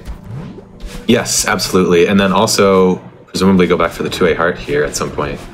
Yep, restarting chapter like you mentioned. Ooh. I like that play a lot. Very heads up. Yeah, I'm a fan of what Vapo is doing right now. It remains to be seen if this will play out well in the mid game, because even though we do have some good objectives here in 3A, we are losing a lot of progress. But really, I don't see anything too fast in chapters 6 or 7, which is what you want to look at when you're making a play that's going to lose you progress. You do have Grabless 6A and 20 berries in 7A and 9 wing berries, but none of those are particularly conducive to a fast progress board. Gooms playing Grab a Start of 4A here, struggling a bit in the infamous Archie room, but he gets through it. And I wonder if he delays this. Doesn't look like it. After seeing the blue heart? Yeah. So that gives Vapo a lot of information, and now Gooms will kind of just be probably just rushing into Temple here because there's a lot of high-value objectives there.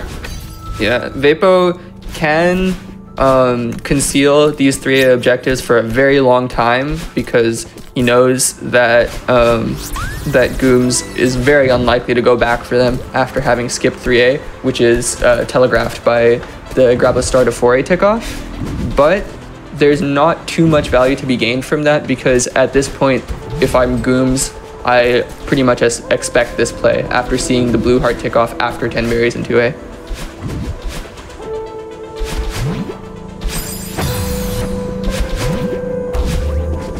What do you think about the mid game on this board, Jax? Where do you expect to see players? I'm not sure. I think objectives like 3 B-sides and 4 blue hearts may motivate mid-game play.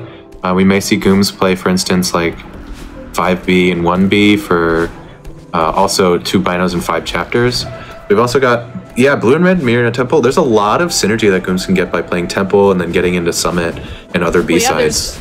There's 2 and 3 and 2 and 5 binos. Yeah, wow, interesting. Which is like so this very interesting. Yeah, this 3A skip may play off really well for Gooms because he can get binoculars from 4A, which we've already seen, from 7A, from 1B. I don't think he got the 4A cassette, so he can't get the ones in 4B, but... Well, there is 3 B-sides on the board and Reach Library as well. I wouldn't be surprised... Okay, here's a question. What happens if Vapo hard commits to non-progress? What could he potentially get? Ooh, interesting question. So and just play a bunch of B-sides and stuff? Yes, I mean, that could 4 blue hearts is potentially possible. Complete 3 B-sides, 2 binos in 3 and 2 binos in 5 potentially if he starts by hard committing to B-sides, I think. Yeah, Vapo would have to go into 3B really early for that, but I think that can work. I think that could work on this board, and especially at the high level, doing something that your opponent doesn't expect can have a huge impact. So just doing something that is unpredictable can make it really hard for your opponent to come back into this game. Jax knows that firsthand. Yes, yeah, I've played some games with really, really unconventional routing, not because it was good, but specifically because my opponent wouldn't know what to do when I started ticking the objectives that I did. We'll see if Vapo employs that strategy here after getting some of the more low-hanging fruit in 3A. Another important objective on this board may end up being all berries and depths, because that is something that Gooms likely does not do on first pass. That is a good point. All berries and depths. So Gooms almost certainly gets the key. It's yes, absolutely. Hardly a question. And if he's here with the key, do you think he commits to get the heart? I would expect so, yeah. You've got Talk to Theo and Search. There's some good late 5A incentive to play that. And Blue and Red and Mirror Temple as well. Yeah, honestly, you probably just... Well, I don't know. You could go into 5B after getting the key. It's viable either way, I think. I don't know. I feel like getting the heart here makes sense. Getting the heart here definitely does make sense. And getting to... Honestly, what I would be interested in seeing is for Gooms after... So Gooms at this point should be thinking about what Vapo is doing, because Gooms has clearly been winning all the progress checks on the board. So with no indication from Vapo, it's a very good time for Gooms to go back and snag a non-progress objective. And maybe the objective that he should be going for is 4 blue hearts here. Even though it's a somewhat long non-progress objective, it diminishes some synergy with these non-progress objectives for Vapo. Oh, are we seeing a key skip? Oh my gosh. Oh my god! No, he missed it. No. Do it again. Oh, he's gonna go for it again. Okay. So what Gooms is doing here is he's doing.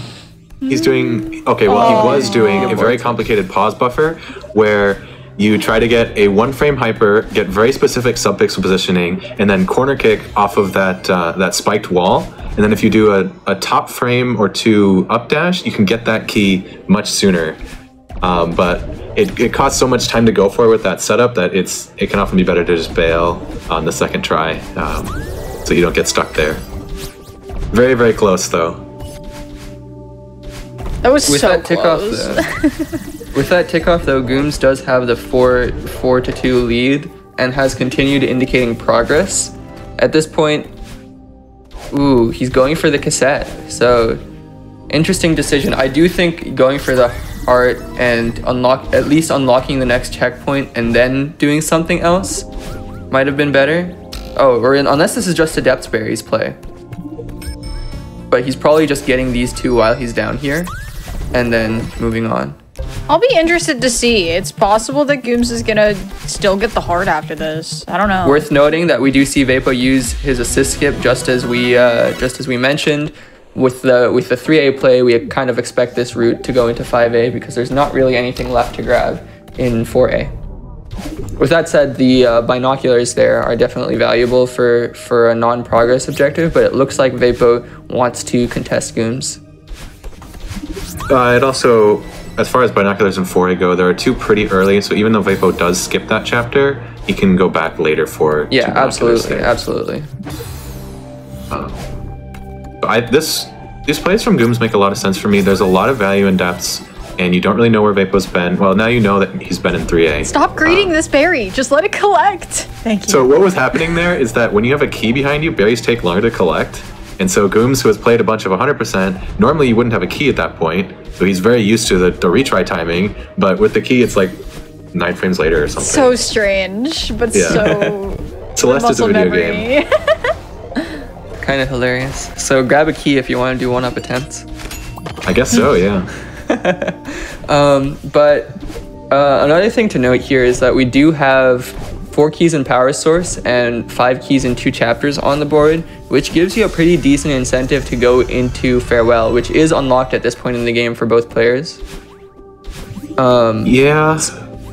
Farewell also does work towards binoculars. So yes, that's exactly why I'm suggesting it. Yeah. I don't think now is the time to go into it, but it's something to keep in mind going into the mid-game here. For sure. Because this could also be done in 5A if you want to get like Theo and Search and Search keys.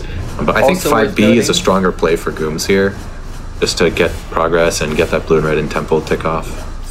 Vapo did tick off the 2 objectives from 3A just now. I think he could have waited longer if he wanted to, but I can understand just wanting to tick them off rather than leave that in the back of your mind for too long, take up extra computation space in your brain. Alright, it looks like we see Gooms going for hearts here. I think it's a fine play. So again, we know that Vapo is in 5A, but Gooms has no idea. Gooms could be looking at the severe lack of progress that Vapo has potentially indicated and thinking that he has to do something to make sure that this is not a win condition in and of itself. And so he's going back to collect this objective, as we mentioned before. Meanwhile, Vapo going back for a heart of his own, it seems. This is the last heart for Vapo to get, so Gooms will be sniped on this objective, yeah. Yep. So Gooms had the right making thinking. the correct read of, unlocking the next checkpoint in 5A and immediately going and cleaning up the hearts because you've already put so much time into it. This is exactly what I was saying before. From Goom's perspective, I would have liked to see him go and collect the heart, get the checkpoint, and then quit out and prioritize that first before going for something that it was unlikely that Vapo was really contesting. Gooms had a significant progress advantage and kind of spent that unlocking 5B and getting some depth berries, which in the end ended up giving Vapo an opportunity to get back in control in this mid game, in my opinion. Interesting, yeah. And here we see Vapo going for presumably 5 keys in 2 chapters, and then getting access to Theo and Search. I'd be very, very surprised if we saw Vapo do that Theo cutscene now, because it's about 45 seconds and just generally not worth your time in early mid game like this. I would be a very big fan. Well, okay, I don't know how much of a fan I am of this play, but the concept of getting 5 keys and then going to Farewell is like maybe winnable here. Yeah, if Vapo wants to try to snipe 2 binos in 3 chapters, he could potentially finish off the key objective here to take away synergy in Farewell, and then play Singular to get binoculars and power source access without needing to commit to those keys yet. Yes! Oh, bingo drop? Bingo drop! Yes! So bingo drop is basically a bingo only strategy that we have, where it's where we retransition down to a screen that you're normally not meant to go to in that order, and it results in the game putting you at a spawn point that you wouldn't expect, which allows you to skip a bit of space in search.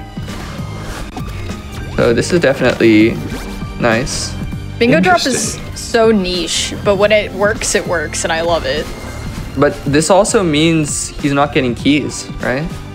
Yeah, so what he's doing is that it's sort of a mid-ground play where he's getting, all right, this key is slow, but if I do it right now, it's actually not that bad. It's really only slow if you need to come back for it later. So Vapo gets that really slow key and then makes more progress through 5A. I wonder if he's thinking that deeply about it, or is just trying to finish this quickly while moving forward. Something to ask about. Oh, Kill a Seeker. There was a race for Kill a Seeker there that Gooms just barely won. I didn't even think about that. Yeah, Kill a Seeker was definitely an objective on my mind, and Vapo did have a couple opportunities before this point, it's worth noting, but those are harder setups than what can be done in this Theo segment. So definitely nice for Gooms to get that objective. It keeps this mid-game honest from both players. Yeah, Gooms losing that objective would have been a lot of value lost from tempo for him, for sure. Mm-hmm. Yeah, and it the would good thing is now definitely... Vapo knows exactly where Gooms is, which is interesting. Well, not necessarily. Like, yeah, Vapo may actually underestimate Gooms' 5B progress, because the typical 5B Seeker kill is right after you get through the mirror. And well, how does Vapo know Gooms is in 5B, right? That could also be, yeah. I think you can kind of expect that, I think, with the way the things that Gooms has been going for. I would expect it at least. Yeah, I can understand that, I suppose. Considering there isn't any incentive for Gooms to get keys in 5A. The B side is really nice. So. But especially because Vapo ticked off 4 blue hearts and has no idea that Gooms was there with him. Oh, Vapo going back for keys, by the way. Yeah, I like this play. See, this is why I thought the 5A play for keys was pretty high value. It looks like he's actually going for Theo first. Ooh, I don't know if I like the Theo right now, honestly. I think Vapo is guessing that Gooms is in 5A, honestly, because... Seems like it, yeah.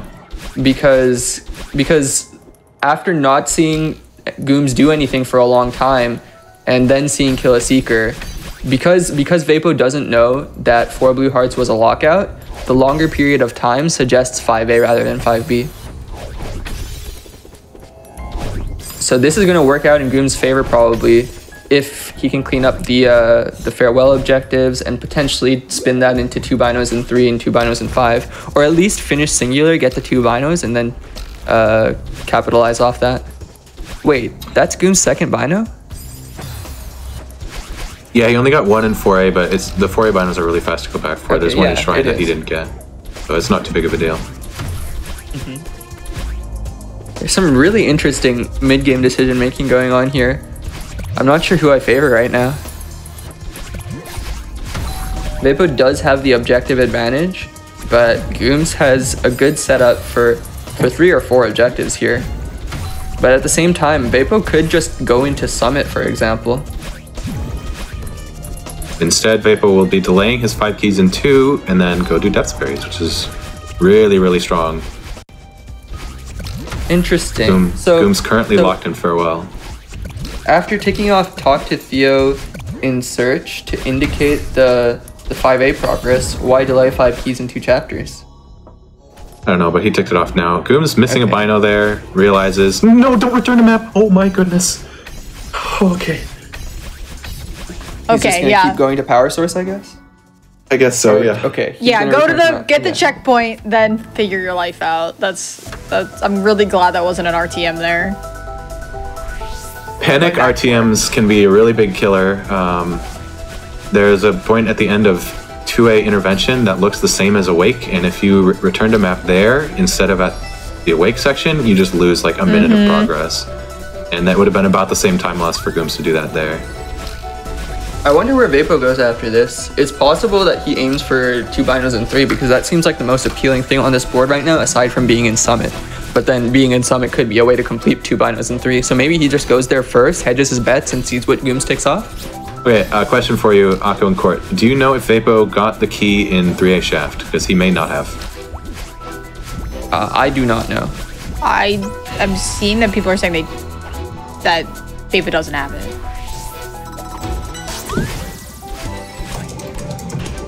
I will tell him to retick only if he has Shaft key.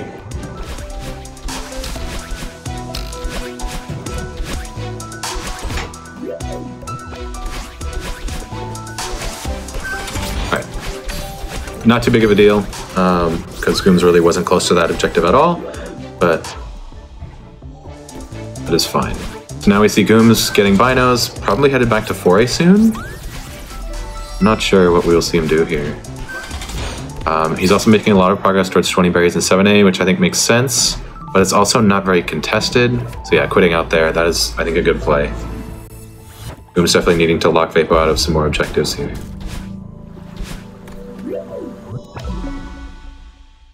Yeah, it's rather interesting. I mean, so Vapo is still on 7 due to the mistick, but it's still a mid-game where Vapo has the objective advantage and Gooms has the progress towards various objectives. Gooms should clean up 2 binos and 3 here. The question is there any reason to take it off right away? And as a corollary, does that mean, is there any reason to go for this right away?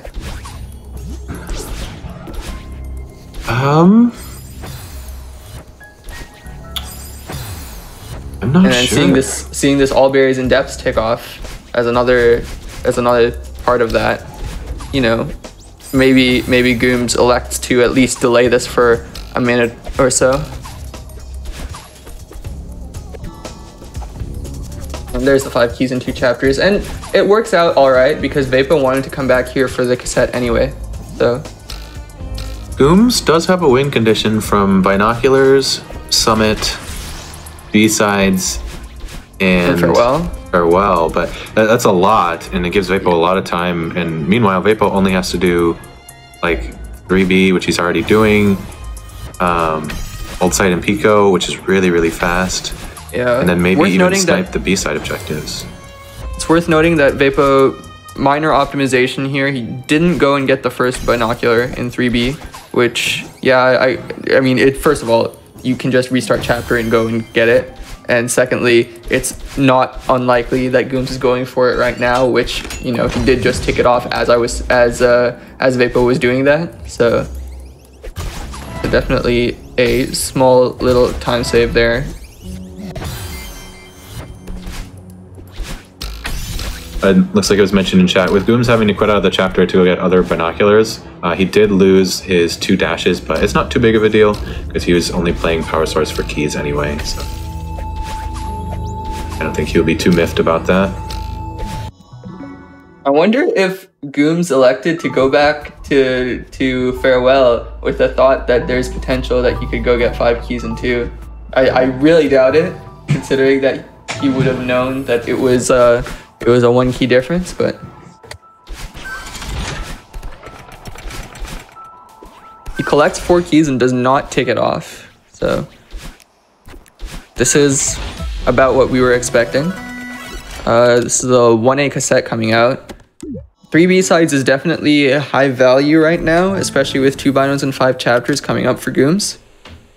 And then Summit's the other valuable thing, which is exactly where Vapo is right now. So they're swapping places here, with Vapo going into Summit and Gooms taking Vapo's place in B-sides.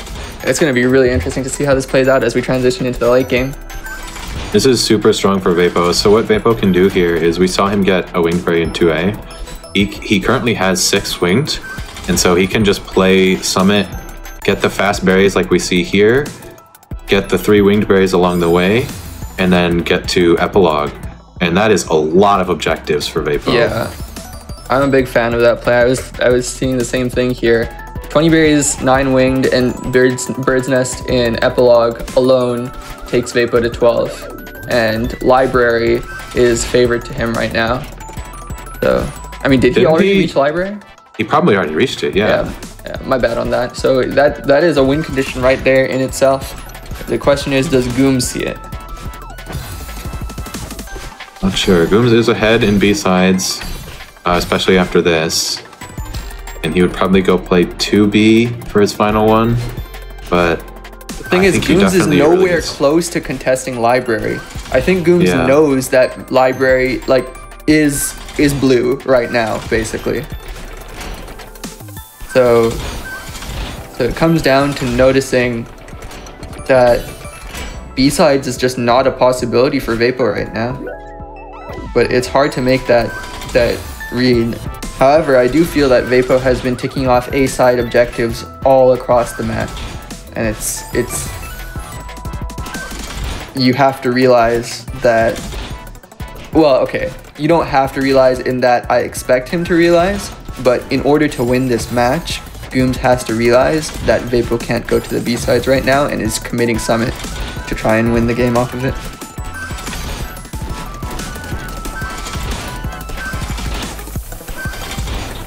We may see Gooms go to a chapter like 2B after this to get his 3rd B-side and a 5th chapter with 2 binos, which is decent synergy, but it doesn't really interrupt Vapo's win condition, I think.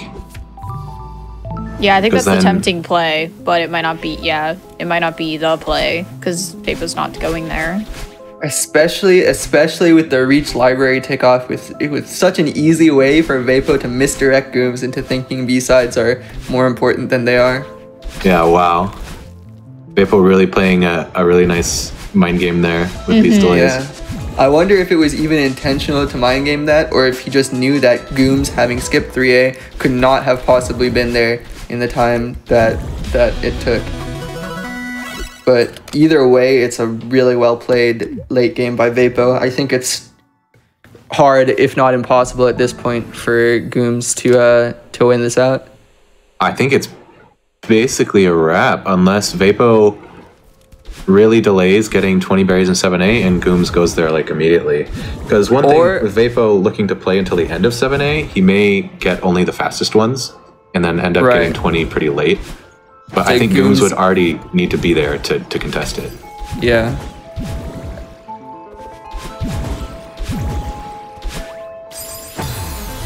Where's the 9th wing going to be for Vapo? Is that 2,000 meters. Yeah, okay. Because I assume Vapo does not have the 4A winged or the 5A winged. But no, he has depths. He has depths, so his 9th wing is in 1,500 meters then. Wow. Okay, I thought it was 2K as well, but yeah, it was being in 1,500 meters. No, sorry, math. Vapo has 2 winged in 1A, 1 in 2A, 2 in 3A, 1 in 5A, so that's 6. And then he gets 3 in Summit, so that's the 9. Okay, so it is 2K.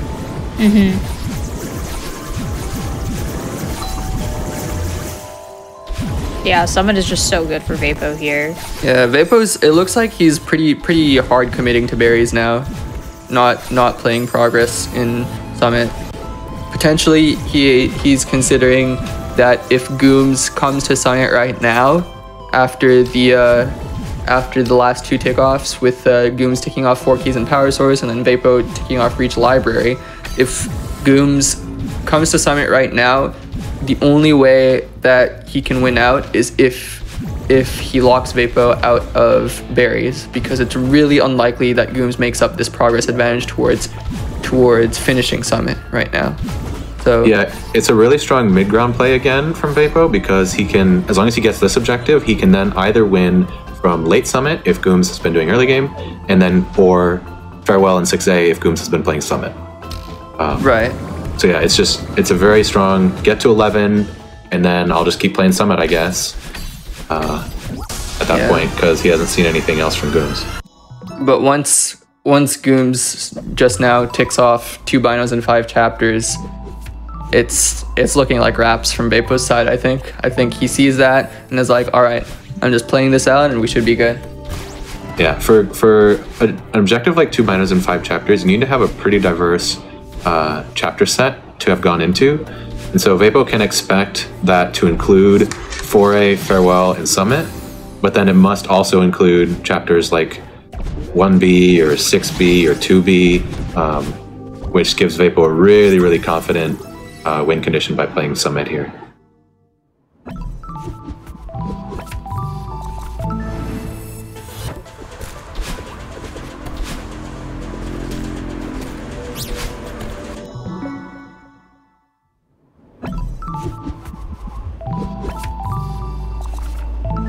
So the question now is, where were the turning points in this match? At what point could Gooms have turned this around? Because it's my belief that Vapo should close us out now. Where were the turning points? I think having played against or on boards rather, where the game is really strong. Okay, yeah, that makes sense with the 9-wing tick. I would expect this to have been Gooms saw Vapo getting a ton of value from Resort and Old Site, and then was like, oh shoot, I need to lock out some early objectives, but then spent too long in Temple and B-sides, which allowed Vapo to fully catch up and then capitalize on the Summit synergy. Yeah, I think strong. a big thing to point out here is that both 4 blue hearts and all berries and depths are blue. They're both Vapo objectives. And that was the key point in the mid game where I felt that Gooms probably should have committed to one or the other. And I think that could have potentially turned this game, because there was a part where he went for the cassette and a few of the berries in depths and then quit out and tried to go for 4 blue hearts, which Vapo then locked him out of. And so if he had committed to 4 blue hearts earlier, like I had suggested, or maybe even committed to all berries and depths, though I think that might have been a little less sound. But if he committed to one of those two, I think that could have turned the game right there.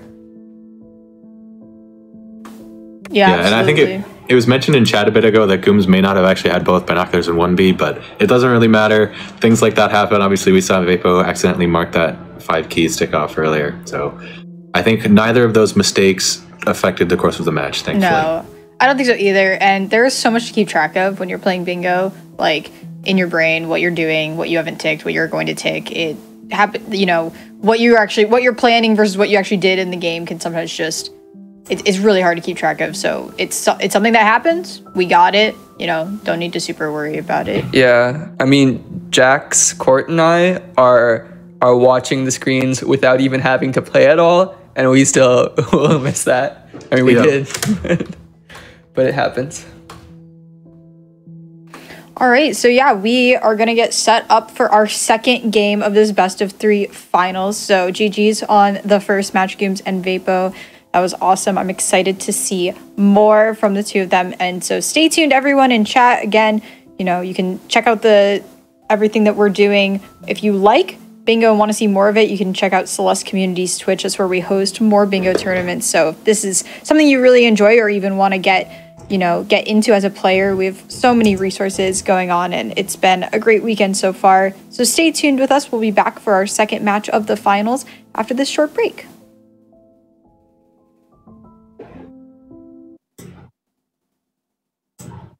Hello all, welcome back to our Celeste Bingo tournament. We just saw the first of our best of 3 finals match between Gooms and Vapo. It was a really fantastic match. It's been so fun to watch all these bingo, all these bingo matches happening, the diverse routes we've seen, objectives we've seen, and I know that's only going to continue with our second match of the finals. If you've missed any of our tournament this weekend and you want to catch back up on it, you can go to the Games Done Quick YouTube, and they're all going to be uploaded within the next couple of days. You can see all the amazing matches that we had this entire weekend.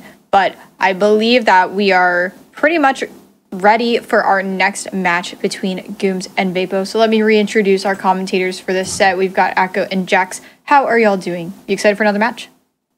I am raring and ready to go. Sorry, Vapo, but I'm rooting for Gooms on this one because I want to see all 3 games here. I'm ready as well. I'm very much looking forward to this. Absolutely. It's been really fun seeing these players, like all the different situations they run into from the beginning of the tournament to now. It's so much fun to see this journey, and it's all culminating here with these final matches. I believe that our players are ready. So if audience, I hope that you're ready for some more amazing bingo, and be sure to, if you have any questions, you can keep asking us, and we'll be happy to answer either on the commentary or in the chat. But I'll have Jax count us in. We're currently waiting for Vapo, but we should be ready to start in a second here. Okay. Sounds great.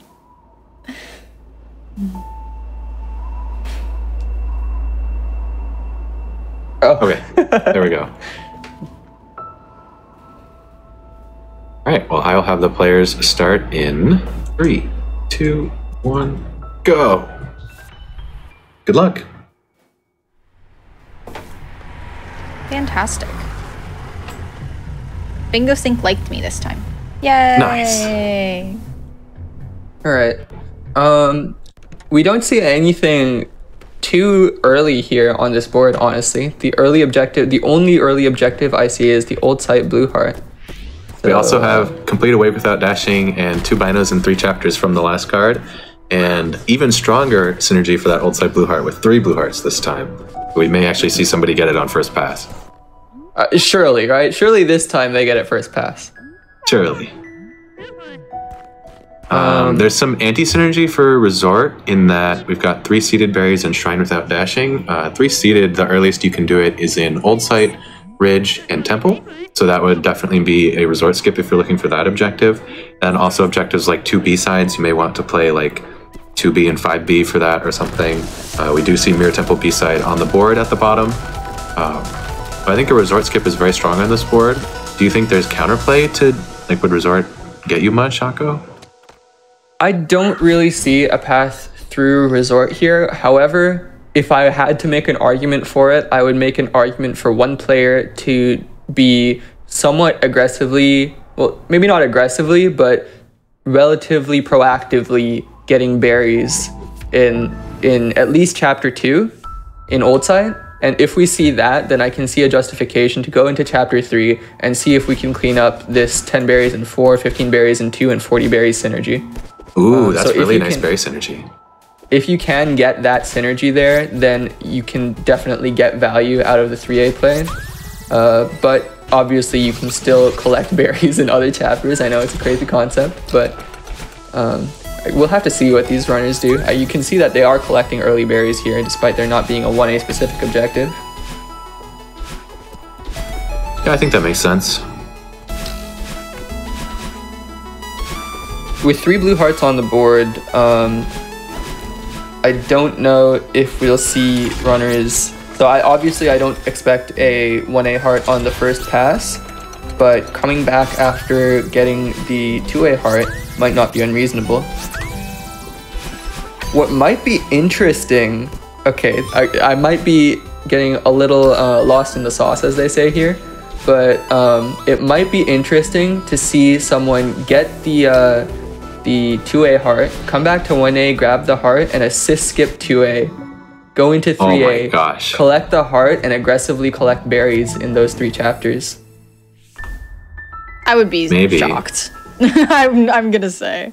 I think that. Yeah, I mean, I traditional. wouldn't expect either of these players to go for something that that risky here, but I wouldn't be surprised to see it either. Vapo is known to be very, very good at routing at the high level. I would say most of the time I would credit his routing for his game wins. Not to say that his execution is a slouch at all, but Vapo's routing is close to unmatched. There's definitely some people I would shout out as well, but something to note. Vapo is going for the heart first pass, so I do like seeing that at least.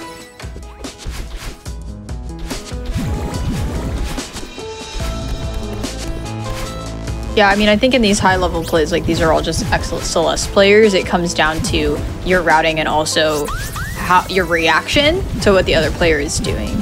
Like, you have your plan, but also being adaptable to changing your plan if you get more information.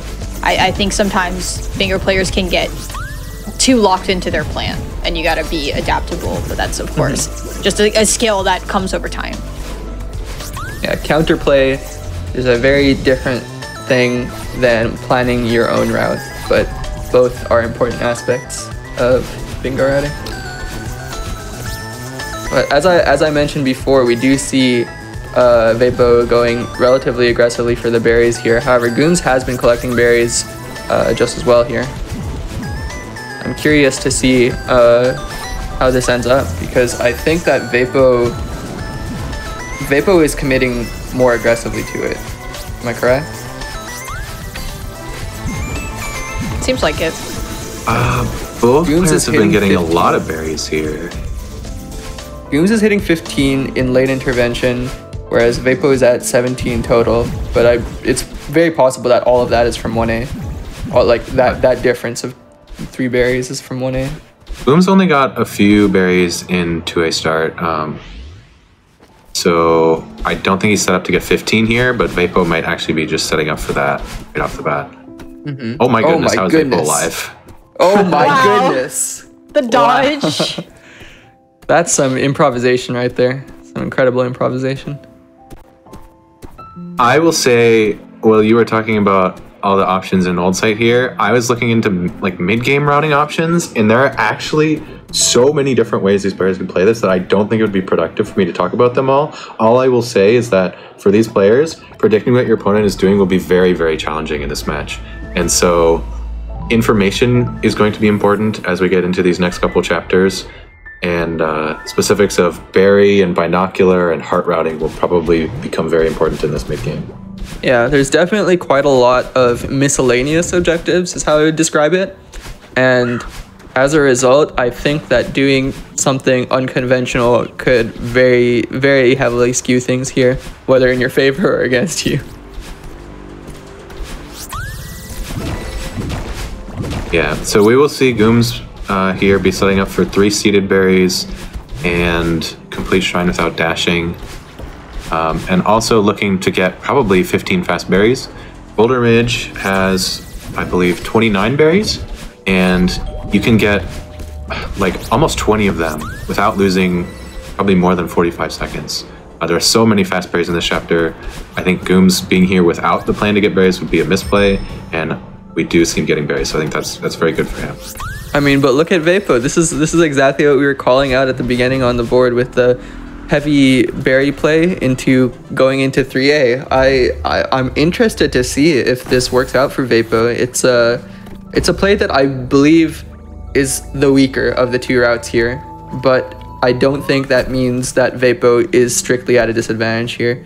He very well could turn this into a significant advantage if he plays it right with the information game. 3A is another chapter where you can get 15 berries pretty quick, and I think Vapo is much closer to 15 and 2 than Gooms is.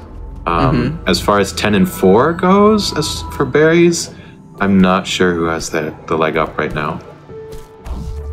Well, again, you remember what I was saying about getting berries here and then doing a crazy skip. Maybe we'll see that. Vapo is playing Grabless right now, so we may see a lot of berries and Grabless 3A, and then electing to skip after unlocking Huge Mass. Yeah, this is funny. Vapo's doing grabless and Gooms is doing dashless. Just some you're expecting the players to do one thing in a room and they're just not. Challenge runners right now. Yeah. There's some setups that you would be that seem easy, but you'd be surprised if you don't have it's a little bit of a knowledge check, but they have it under control. And the Shrine without dashing tick-off is very valuable for Vapo.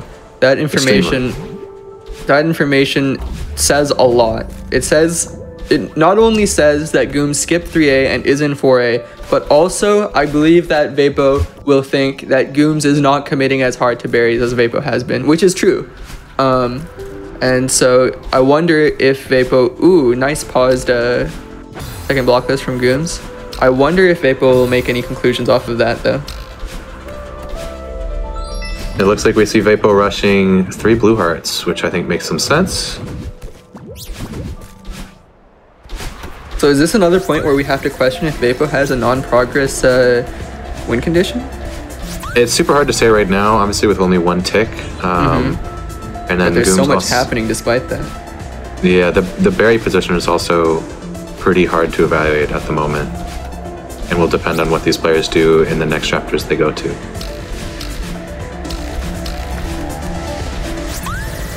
Okay, Gooms does collect the berry. There it is! Oh my god, wait, this is exactly what I was saying! We're having the 3A skip after collecting berries. Wait, this is incredible. Vapo with the wild route. I'm here for it. And this also works towards 3 blue hearts. This is a really fast heart to get.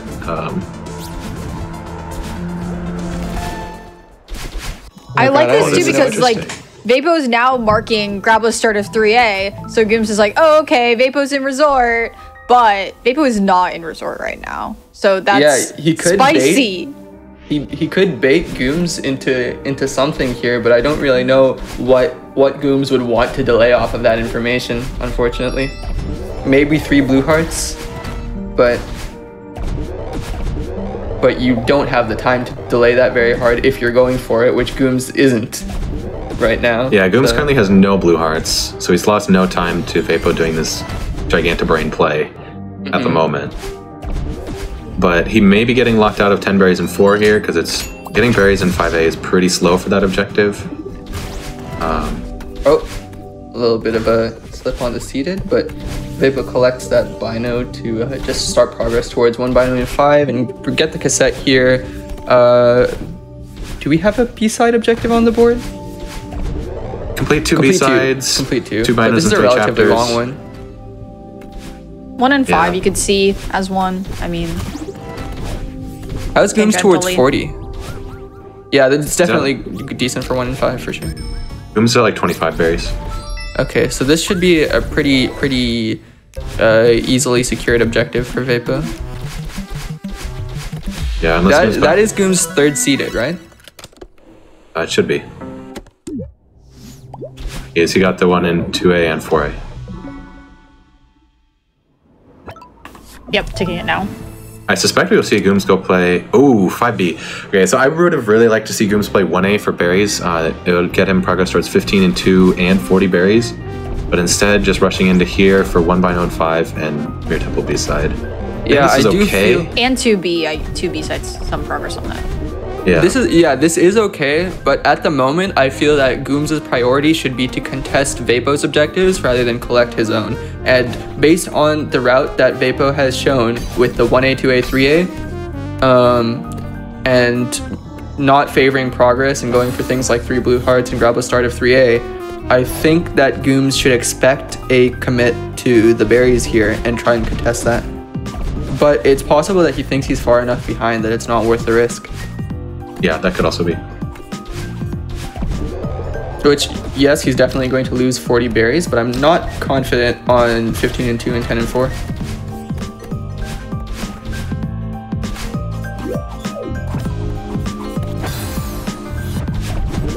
He may also elect to just quit out of 5B after unlocking the next checkpoint here, just so that he could get this binocular. Not sure. Because that is a lot of the reason to play early 5B. Sorry, what was that? All right, I was suggesting Gooms might quit out here, but he does not. Oh, interesting. Yeah, so the question is, what is past Chapter 5? We do have all berries in 500 meters and in 3,000 meters. We have the Summit cassette. One bino in 5 chapters you can get progress towards. We have all berries in 1,500 meters, so actually, because Summit Arb is rather strong on this board. Summit in general is rather strong on this board. You know, actually, yeah, and with Seeker Stuns, like, maybe this isn't as bad as we thought. Yeah, I didn't realize how strong Summit was. There's what, 6 objectives that you can work towards by getting into Summit, and you also have the ability to collect an objective or 2 objectives along the way. Sorry, with Mirror Temple B-side and Seeker Stuns on the board. Oh yeah, I just want to comment that Gooms' Seeker Stuns here are super clean. This is a really cool setup. Very nice. It looks like he updashes on like the second wave of the Seeker respawning. That was really cool.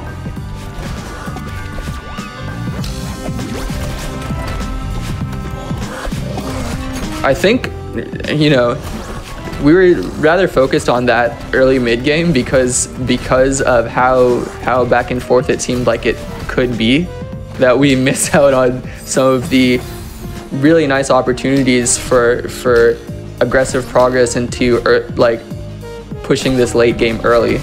And so there is potential, because Vapo isn't going to be able to contest some of this stuff with that rather unconventional 3A skip, which Gooms, granted, probably doesn't know about, but Vapo can't contest any of this late game stuff. So it's going to be really easy pickings for Gooms here. He already has 5 objectives after completing the Temple B-side and ticking off that objective, as well as Stone Seekers 15 times. And now he'll be able to go into Summit and potentially collect 1, 2, 3, 4 objectives, putting him at 9, and be well ahead towards 1 bino in 5 chapters and 2 binos in 3 chapters. So that is potentially 11 objectives there for Goom. So this could work out really nicely for him. It's also worth noting that currently Vapo can only get 6 more objectives by playing all red berries and 3A. And so that only gets him to 11. You need to get 2 more things, and I don't know what he would get. Objectives like complete 2 B-sides and grab the search start to look important, but Gooms currently has a leg up on B-sides, but it seems Vapo is prioritizing that now. Yeah, I so do like the B-sides play. Oh, return to map. Okay, going for the binos as a priority first, I suppose. Ooh, does Gooms quit out here to go for 1 in 5? This is tough because I mean I think Gooms, what we were talking about with the skip, Gooms doesn't really know what Vapo's done at this point, right? So yeah, it can be really hard to counterplay knowing what to do to stop Vapo right now. The last 3 tick-offs of Vapos were 15 berries in 2 chapters, 40 berries, and 3 blue hearts. And that's in reverse order from most recent to least recent. So those 3 objectives in and of themselves do not tell you what chapter Vapo is in. The last time that Gooms knew what chapter Vapo was in was, what is that, 15 minutes ago? Yeah, no, sorry, I love seeing Gooms quit 10 minutes ago, sorry. I love seeing Gooms quit out and get important. that. Was awesome. That was super important. I was thinking about the chapters Vapo had for binoculars, and it was 2A, 4A, 1B, 5A. And so if he went to 5B next, like he could snipe that, and that would be really, really bad for Gooms' win condition. So speaking of win conditions, what are we calling the win condition here? We can see 2 binos in 3 chapters, pretty likely going to Gooms, as well as Summit Cassette, All Berries 1500, All Berries 500, and All Berries 3K, which is what? 5 more objectives, which gets us to 11. So where would he go after that? I don't know. I think it's kind of hard to call right now. Yeah, Event Horizon is an option, as well as potentially complete 2 B-sides, but Vapo is... I think Gooms has to sort of do B-sides now if he wants to get that objective, because Vapo has the first checkpoint of 1B and is now into 5B. Well, yeah, so this is really interesting because I agree with what you're saying, but at the same time, Vapo has understood how important this summit is. That's exactly why he is here in 5B right now. It's not just complete 2B sides, it's also that he knows that potentially he can go to summit, and while Gooms will potentially be distracted, full clearing 1500 meters, Vapo can try and beeline for 3K and take that out from under him. So both of those objectives could potentially swing to Vapo instead of being in Goom's favor as it looks like right now. I think if I were Gooms, I would be looking to get the objectives in 1500 meters, take away the synergy, and then book it to 3A and see what I can get there, because there's currently a lot there and it takes a lot of time. So if Vapo, for instance, does the huge mess order to get to the elevator shaft, since there's 2 objectives there, you can potentially snipe the Pico 8 objective, you could potentially snipe the core objective if you have time to get hearts. I think there are options for Gooms. But instead he quits out at 1500 meter entry and goes to 1A. Well, he also got 10 berries in summit, it's worth noting. So this may be a 10 and 4 play. If he can grab that from Vapo, that's I like a huge swing. I didn't realize that was still on the board. Yeah, so Vapo, realizing that he needs to contest what Gooms is doing, and Gooms being well aware of that, tries to counter contest by taking 10 and 4 out. I love this. Oh, my goodness. But, okay, Vapo goes back to in 1B. Yeah, this is not surprising for me. I think ticking off 2 B sides also puts subtle pressure on Gooms that Vapo now could have access to the late chapters, to Summit, right? Yeah, you definitely expect 5B, 1B, I think, as Gooms. Yeah, so trading this is really nice for both of them. I honestly think both of them are going to be pretty happy with this. They're both going to be probably understandably upset for losing what they thought was a safe objective, but they're also going to be happy to have broken some of the synergy of the opposing player. We're also seeing Gooms commit to 1B. He might be doing too much early game here. Does he even need this? Well, I don't know if he's going to commit here. Surely he goes back to Summit, right? Oh, nope. He is committing. Okay, so I thought he was just going to get the cassette and go back. As far as 2 binos and 3 go, Gooms has 7A access, 4A access, and then I guess your other 2 options are at that point are 1B and Farewell, and you don't really want to commit to Farewell yet. I think 1B is probably smarter. What does Vapo have in terms of binos? Don't know, but Vapo only is about halfway through 5B, so he doesn't have Summit access yet. I think Gooms may still be in the lead for 2 B sides. Hard to say. I think this is a tight execution race. Yeah, this is intense. Oh man, I think Gooms has the lead here. If Gooms gets this, I feel like it's a death knell for Vapo in this game. It's gonna be tough for Vapo to recover from, yeah. That 10 and 4 was really important. But that's exactly why options, because there's also Reach Event Horizon in Farewell, which we haven't really been mentioning, but is a decent tiebreaker that gives Gooms an option if he loses something. At this point, honestly, I'm hoping for Vapo to be able to execute this well enough to get 2 B-sides. But okay, well, any deaths from Gooms certainly helps, but no matter what, this is going to be a close game, even if the score doesn't reflect it. It's crazy that we're saying all this, by the way, while it's 8-5 right now, but it feels like we were in late game so suddenly, so early into this match. Oh, it turns pink. Wow. As Vapo was in the one room. Just one room of difference. That is a critical lockout. Wow. That very well could have been the difference between Vapo finishing 5B and going back to 1B because of the menuing time. Maybe, yeah. I wonder why Vapo chose to go back first.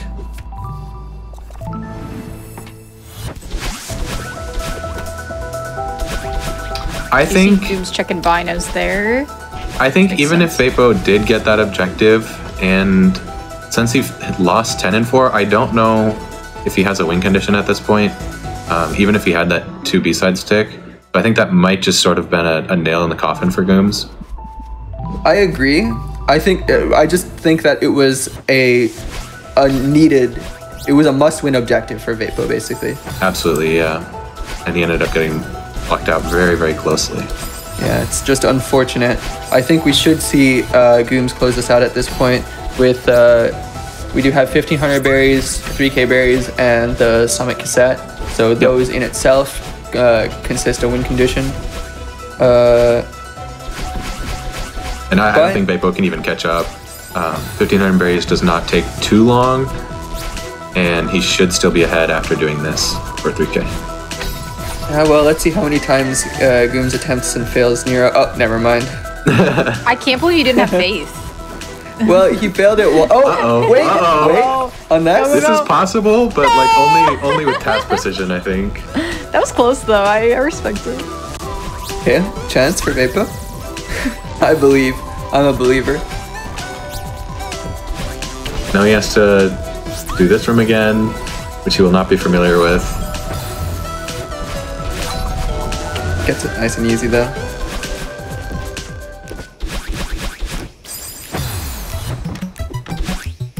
Ooh, that was a really slick cassette entry strat. It's a shame he missed that upright dash.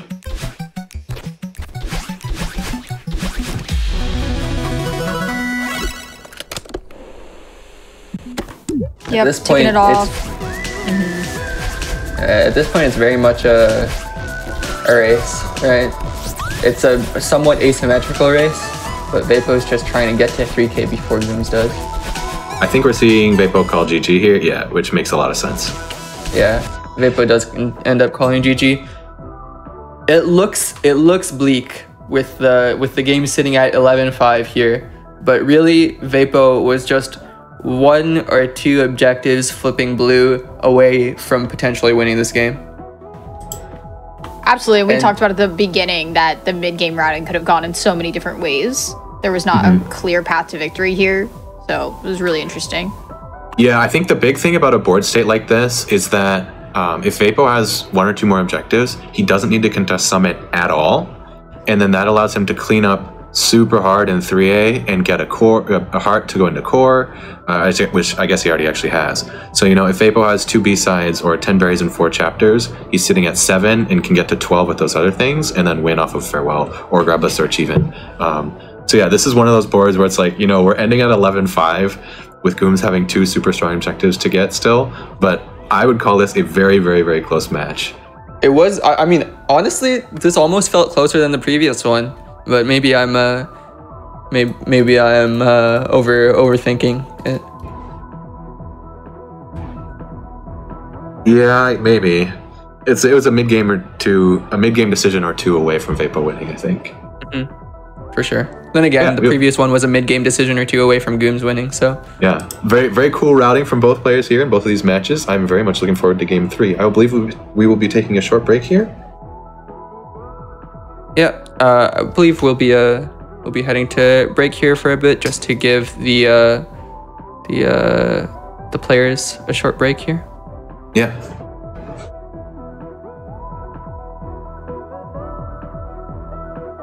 Yeah, stay tuned for game 3.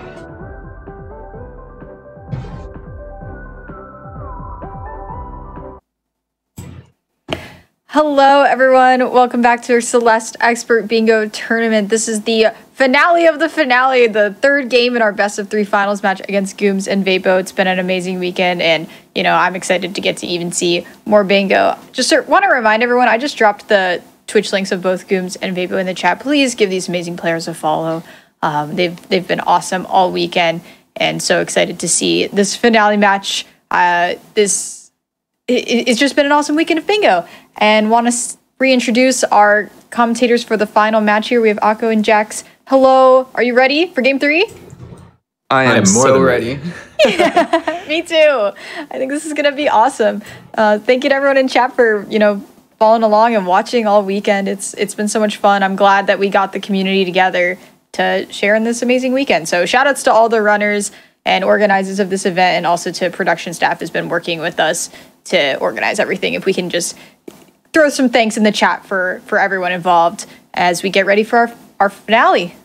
Yeah, if you have a clap emote, you should put that in chat. Are our players good to go? I they believe are, the players yes. are ready, so. Fantastic. I will leave it to Jax to give us that countdown and we'll get started on our final match. Ready. Yeah, I'm super glad we get to see a game 3 here because both of these players have been playing incredibly. So I hope we see that here too.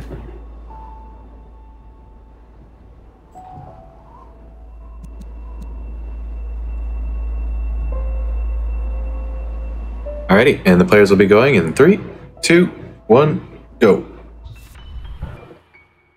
You didn't. Oh, okay, never mind. All good. It's just a rather interesting bingo sync chat desync. Anyhow, so what we see on this board is, again, I don't think there's anything too early aside from Theo in crossing. So talk to Theo in crossing is typically what we consider a bait objective. It's something that you don't want to be doing early despite it being appealing to get that one objective early because you lose a lot of progress. However, with that said, the objectives on this board are rather scattered, so I'm not sure that it'll be too much of a detriment to have that happen. What do you think, Jax? Yeah, I'm not sure like what you'd be rushing otherwise. Like something like get 3 1-ups you can technically do in 1A by getting a train of 8 berries instead of 6. But like beyond that, we see a lot of big objectives on this board, like all collectibles 1A, 4A, 75 berries, complete 5 B-sides, 3 A-sides, 3 B-sides. Like I don't really know where you want to be super fast, and with 2 optional Theo cutscenes on the board, you may just want to get that 1A cutscene and then hopefully bait your opponent into a wake without dashing so that you can then get the double Theo cutscene synergy. Perhaps. I think what I would do if I were avoiding Talk to Theo and crossing is probably attempt the 3 1-ups and get 10 berries in 1A as well to set up for your 10 berries in 3 chapters, as well as give you progress towards all collectibles in 1A. And I think that could get you some pretty good value going towards, obviously we have the big objective in the middle of the board, 75 berries, as being something we want to progress towards throughout the match. And we do have general objectives to collect. There is 2 seeded that potentially incentivizes a 3A skip, but I also might like to see someone go into 3A and continue collecting berries, maybe get 10 berries in 3 chapters alongside all berries in starter 3A. So that's my concept of like an early game route if you're not going for crossing, which I believe maybe Gooms is going for it. Gooms is going for the 1-ups, as I mentioned. There's a fair amount of objectives in 3A. I was gonna say with like the seeded objectives, we've also got 4 seeded berries and Mirror Temple A-side. You may want to skip 3A, but we see Celestial Resort Cassette, Grabless Elevator Shaft, Celestial Resort B-side, and a huge mess order. So oh my goodness, but hold that thought because Goons is about to get a triple 1-up and then talk to Theo, I think. oh my goodness, that's quite a play.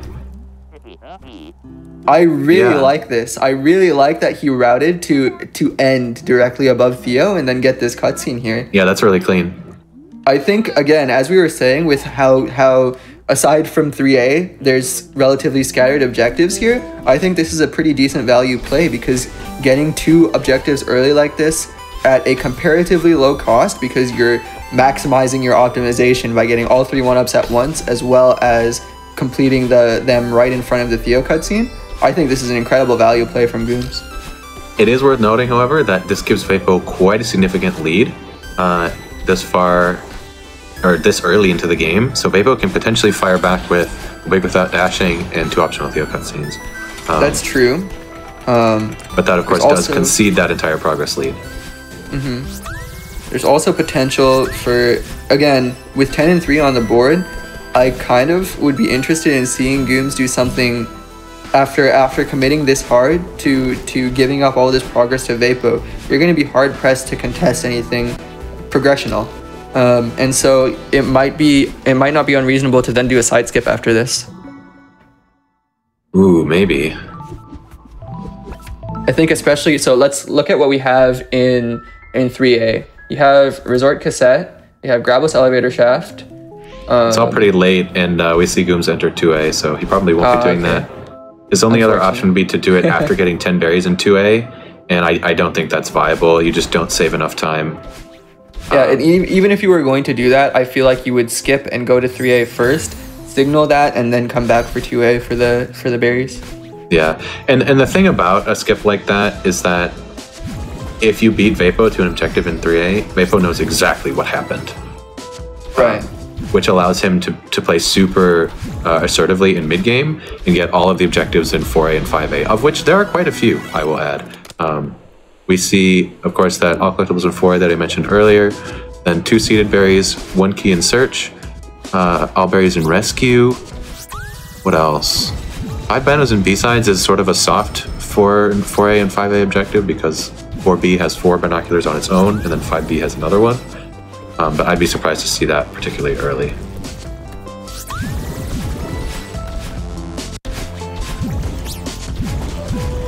With that said, another thing to note is that obviously the routes that I have been suggesting are a little bit wild, a little bit wacky, and I think it's very reasonable for players to be going for something they're more comfortable with when they're in game 3 of a best of 3 grand finals on the stream right now. Sometimes Akko's just in a little silly, goofy mood.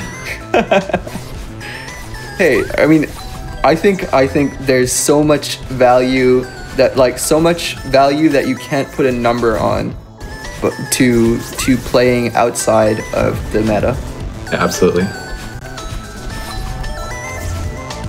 I would expect with Gooms, knowing he's so far behind in progress at this point, for him to play 3A. But also, who knows, maybe you expect Vapo to be in 3A. So this could be a pretty pivotal skip for Gooms, depending upon what he expects Vapo to do. What would be interesting for me as a potential way of hedging your bets if you're Vapo is start to make some progress in 3A and then skip. There's obviously risk to it because you don't want to sacrifice your progress advantage when you have it. You want to capitalize off of it and turn that into an objective lead. But I do feel like with Gooms' current path, I would be very much expecting him to go into 3A, but I guess we'll see very soon. Gooms does tick off 2 optional Theo cutscenes by collecting the one here in Awake, or I guess it's technically Intervention. I don't know. What you suggested for Vapo is interesting, but I think it risks losing 2 seeded berries, which Vapo really doesn't want to do playing progress here. No, I absolutely agree. I think so. Yeah, I stand by what Vapo did for sure. Yeah, I do think that Vapo's play is the more sound one, but oh, interesting. With Gooms skipping 3A, this suddenly turns Vapo's play into an incredibly high value one, which I honestly didn't expect this from Gooms. I kind of feel that I would have preferred to see him in 3A, and that's exactly why I would have suggested that play for Vapo. So it now puts us in a completely different play space. And now we see Vapo Gooms just going... didn't know where Vapo was and just made the call. Sometimes you're right, because Vapo hadn't ticked 2 seeded yet. Yeah, he didn't know. So I think he just made the call of like, okay, he's either in Resort or hiding or Ridge and hiding, and I don't know. I'm just gonna try Ridge.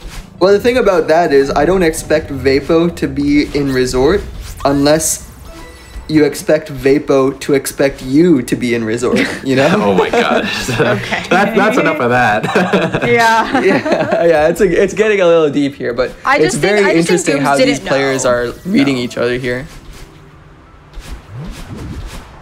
That said, Vapo goes back to complete 10 berries in 3 chapters, which I think is definitely very nice. Again, with Gooms signaling some berry progress with get 3 1-ups, and signaling this lack of overall progress by then committing to Theo and crossing and 2 optional Theo cutscenes. It makes a lot of sense for Vapo to go back and make sure he collects this. And he maintains a significant progress lead despite spending all that time collecting those berries. And with 30 berries already under his belt, he's looking pretty good for the later objectives and turning that into 75 berries. I don't know about significant progress lead. They're actually quite close, but it is still a progress lead for sure. Okay. Vapo has a progress lead. Yes.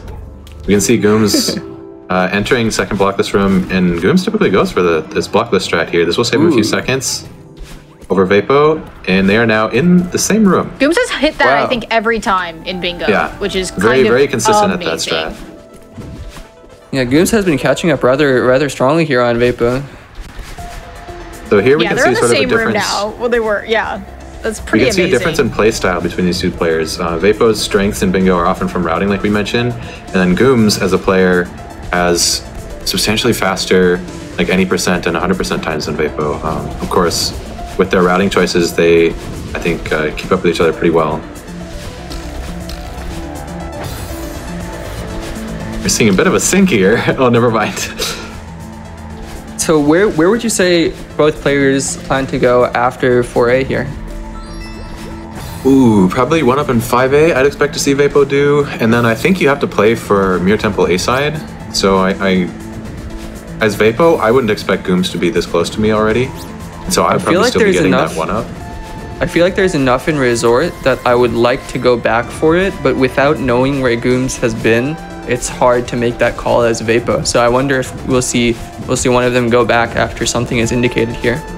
Yeah, Vapo can't play Resort at all right now, I think, because Resort is such a strong play for Gooms. But I would not be surprised to see Vapo delaying the 5A progress things. Who knows? A very heads-up play from Vapo here would be skipping 5A 1-up and just rushing the 3 objectives at the end of 5A. The key and search, completing the A side itself, and Rescue Berry? Yeah, those 3. And it looks like that's what we were seeing from Vapo, which I think is a very good play. Yeah, I like it. I think Gooms likely goes for the 1-up here. Nope. But I'm not I don't think so. Oh, interesting. I guess Gooms also probably still thinks that Vapo has a significant progress advantage. Which is somewhat true, but it might just be baiting him into playing exactly what Vapo is playing.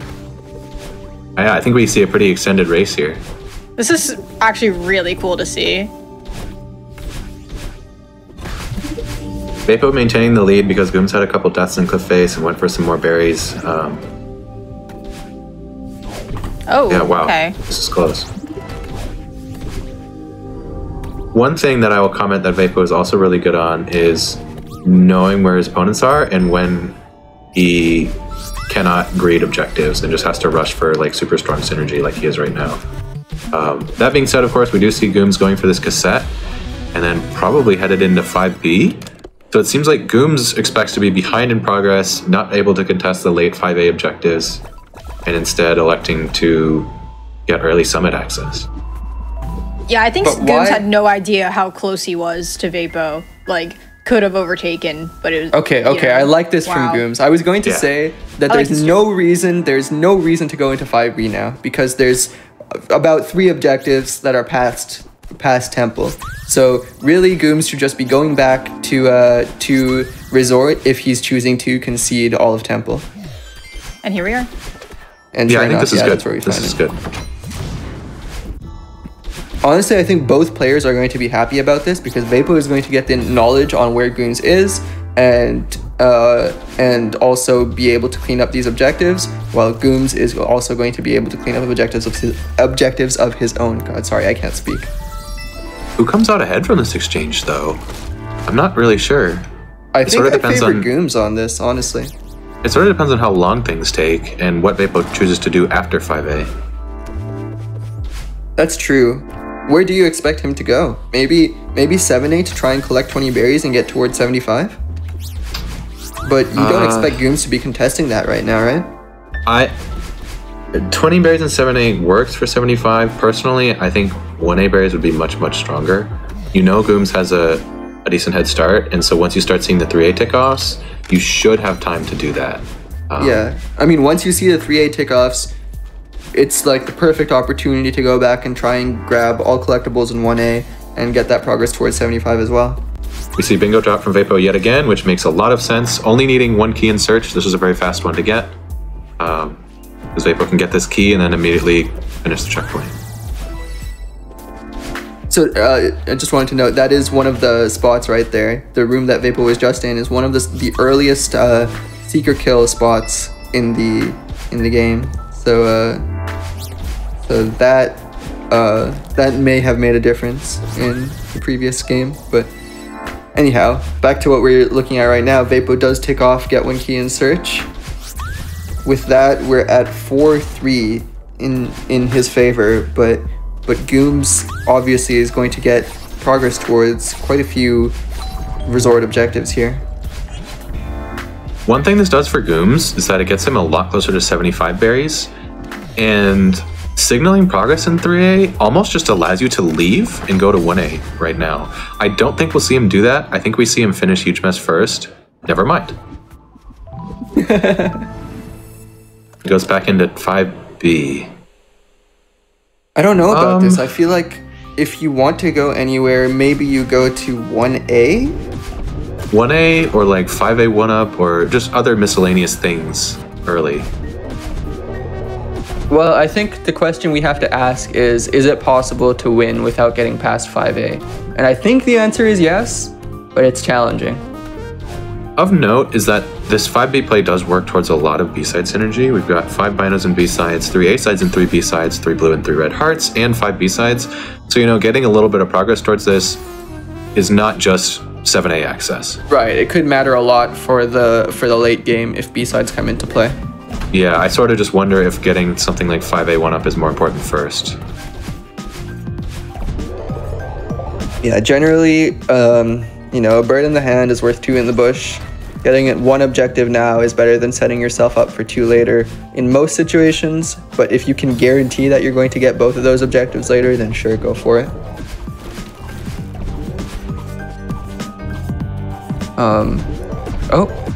Vapo with a bit of out mismenuing. Yeah. And yeah, Vapo into 1A, like we mentioned. I definitely think this is a good place to be. Again, so this is just highlighting how if Gooms had been in 1A now, this could have been a significant swing for in his favor. Oh man, what's going on? Okay, so Gooms gets the first binocular in 5B, then goes to 2B. Is he planning to do 1B, 2B, 5B for binos and hearts? For 5 binos and B-sides? That's interesting. Wait, but Vapo's doing it too! No, actually, Vapo's just wild. working towards all collectibles in 1A still. Never mind. But... Nope.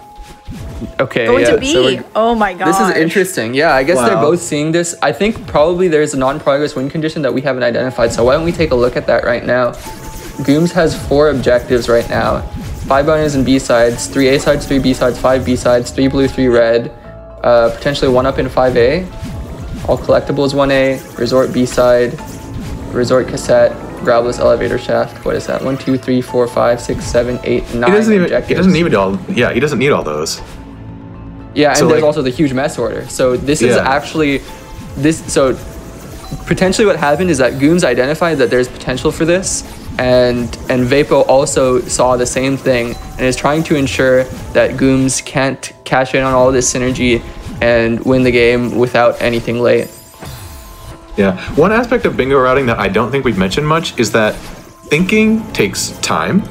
Yes. And doing so while playing the video game is very difficult. So I think Gooms likely identified that B-sides are strong. And so I'm going to play 5B. I need to do this eventually. I'm going to get in here and maybe count my chickens while doing so. Because he's played a lot of 5B, he can start counting objectives while he's there. And that saves some time thinking on the menu doing nothing. Yep. We've talked about this all weekend of like doing something is better than doing nothing. Even if you don't Yeah. have a perfect plan, identify one thing you're going to keep making progress towards. And on this board, make progress towards B-sides is a good plan. And they're both doing that. Reading the board is hard. And Reading the board, analyzing what works together with what you've done so far is really hard.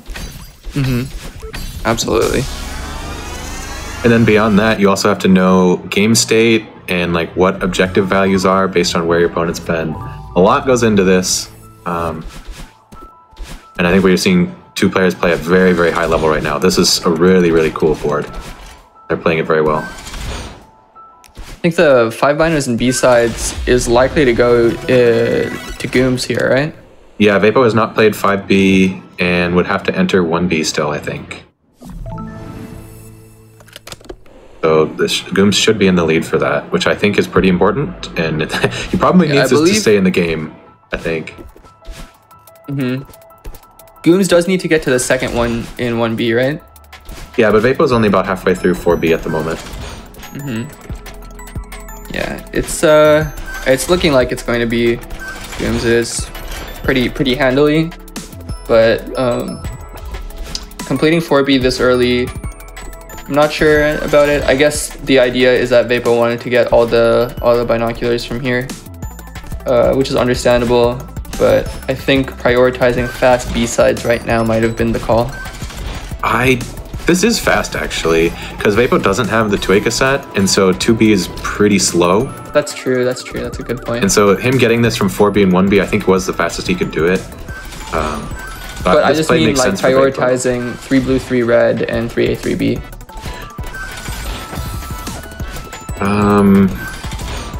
He can't know it, but I think he's also behind for those because of Goom's 5B play. Right. The interesting question is... Oh, sorry, go ahead. It just seems like Vapo started this just a little bit too late. Yeah, it's going to be close going into the late game, I think, because Gooms potentially is going to collect this B-side synergy almost entirely, and Vapo will need to find another way to respond. I think potentially Vapo could look to hedge his bets by going to 3A if he's willing to do that right now. Yeah, I think you almost have to because there's so much there. Yeah, I mean, but then if you're saying that, then potentially Gooms goes to 3A right now, and then Vapo collects the B-sides. So maybe the answer is you just have to commit to one of them. See, Goom's going to 5B here, which gives Vapo about a minute to play 3A and catch up. If he does that... Oh... No, it's a 1B. Okay. Okay. The thing to note is that has Gooms completed 3 A-sides? Did he complete 1, 2, 4? Is that right? I think he had to have, yeah. Yeah, okay, yeah. So it's just straight up a B-sides race.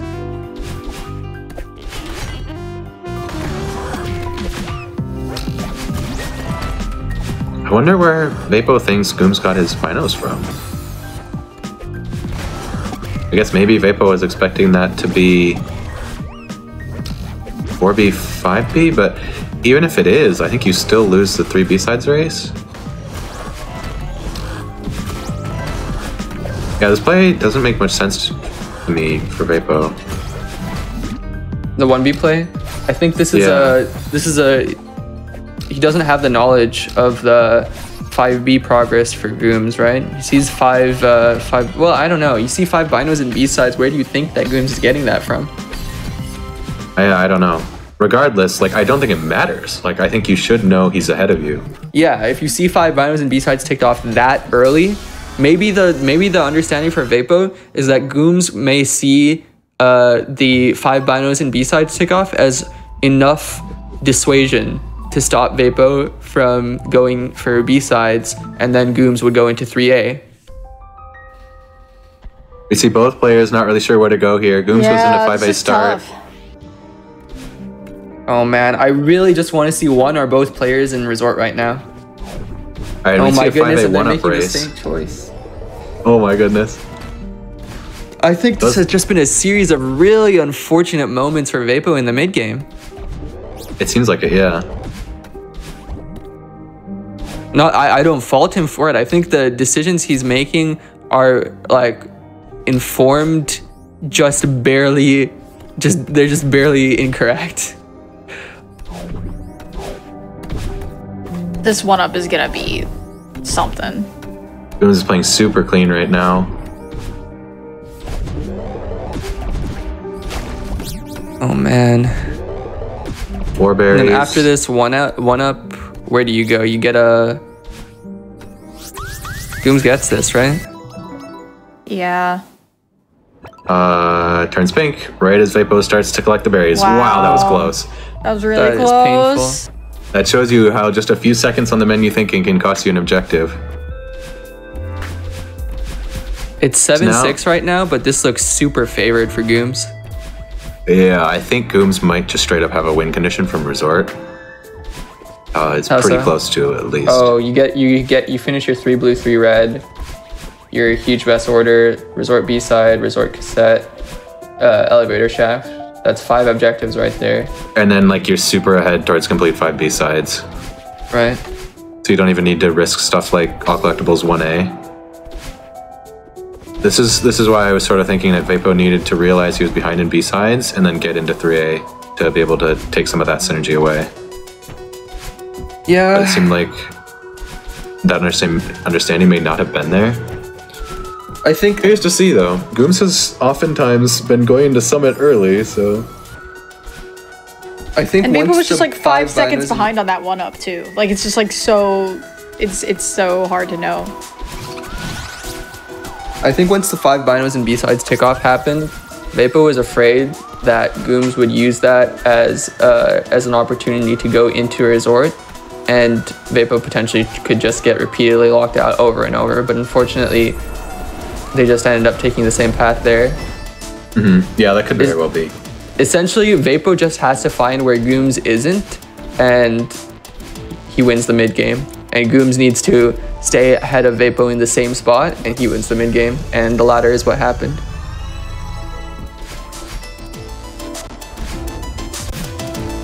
But I'm really impressed by how Gooms set this up in the transition from early game to mid-game, and put himself in a position to be ahead both towards the B-sides and towards the resort objectives.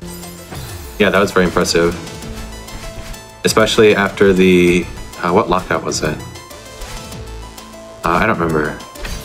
Never mind. All good.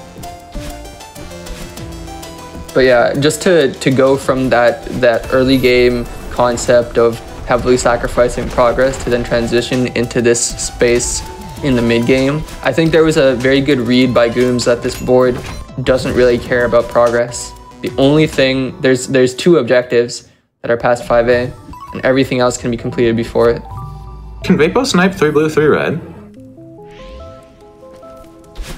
Are you saying could Vapo snipe 3 blue, 3 Yeah. red? Never mind, doesn't look No. like it. Gooms seems to be going for it now. Yeah, okay. I mean, I don't see any reason Gooms wouldn't be going for it now, is basically what I would say.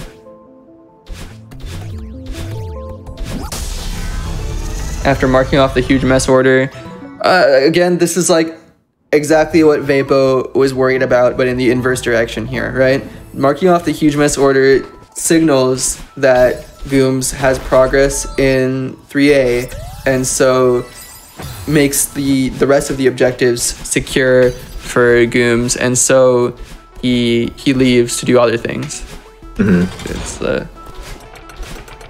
It's it's interesting to see that he chooses to do that here, whereas with the B-sides, he made the choice to commit. I guess the thing to note about B-sides is that there's a pretty sizable difference between 3A, 3B, and 3 blue, 3 red, like as far as the time goes. So like getting to that first one can help dissuade Vapo from going for the hearts, which gives you more time to get to that. Whereas the resort stuff, like as soon as you take the huge mess, like you kind of want to just get out. Playing elevator shaft at that point is kind of overcommitting. But For sure. he hasn't seen Vapo take anything in 11 minutes. So as Gooms, I don't know where you think Vapo's been. Yeah, I mean, at this point, after seeing nothing for 11 minutes, you have to assume, because there's nowhere for Vapo to go except B-sides or resort, and resort things would have been ticked off if he has been there. So this is the one case where I would say it's reasonable to assume that you locked Vapo out. Yeah. Yeah, and Vapo now taking collectibles in 1A, and Goom's probably happy to see that because Gooms wasn't contesting that right now. Doing other things. Yeah, this allows Gooms to pretty safely play elevator shaft, I think. Yeah, I think I understand why Vapo is in these various spots, but I think if you want to, like, your one shot back into this game is to try and take away some of those resort objectives.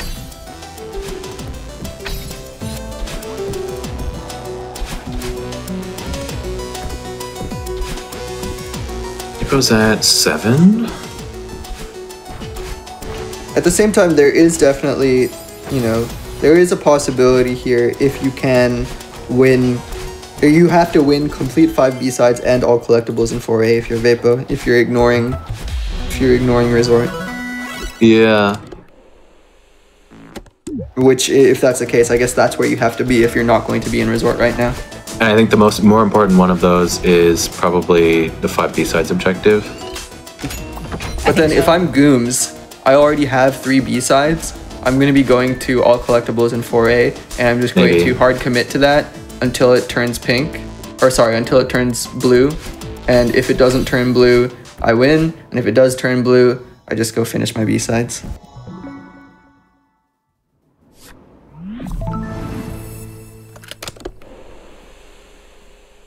But to be fair, again, with that 11 minutes without a tick-off, it's very possible Gooms could think that Vapo was hot on his heels in terms of B-sides. We do see the 3B play here, which of course is reasonable because it gets you one more towards 5 B-sides and gets you an objective on its own. This is Gooms finishing out the resort synergies while getting towards a win condition of completing a 5th B-side. Oh man, these 3B strats are really nice. Definitely keep an eye on Gooms here. He's super good at this chapter.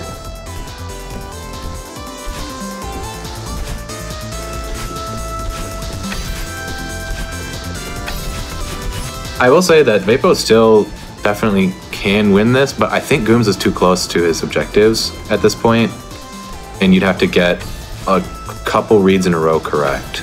But I definitely would not count him out. If there's one person who can do it, it's Vapo. Absolutely. I think there have been multiple interception points in this game. It was just, you know, there were multiple points up until now where Vapo needed to win a 50-50 essentially, and unfortunately just missed it at multiple points. But it's possible here. There is 1 or 2 more opportunities here that Vapo could take a 50-50 and win it. It's just a question of what Gooms wants to do.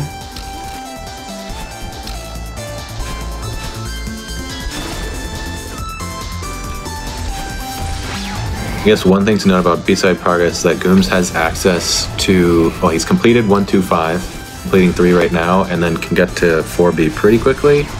Vapo, on the other hand, has completed 4B, 5B, has access to 1B and 2B, but then what? It's like you almost have to play 6B, which takes 5 minutes instead of Gooms is like 3:30 to go get the cassette and play 4B. So right. Vapo had a disadvantage there. I'm not sure what each player's progress is in 4A full play. Just one objective though, going Vapo's way in this mid game could have made a huge difference because oh my goodness, if Vapo had 5A 1-up? Yeah, absolutely. This is a completely different match. Absolutely, because, you know, once you see that, Gooms is now in a situation where he needs to get both complete 5 B-sides and all collectibles in 4A, or he needs to contest summit objectives, which again, it's still possible that it's not as simple as saying that Vapo would win off of that, because Gooms would then be in summit at some point here and force Vapo into summit at some point as well. And so it would again come down to reads, but very possible game for Vapo to win off of just one objective swing.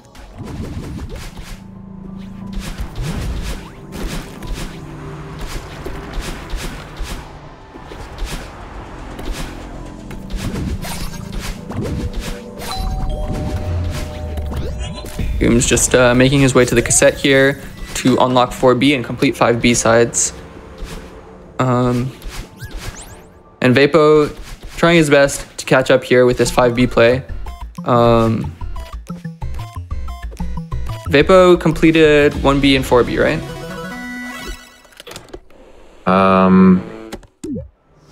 Not sure if he's completed 1B.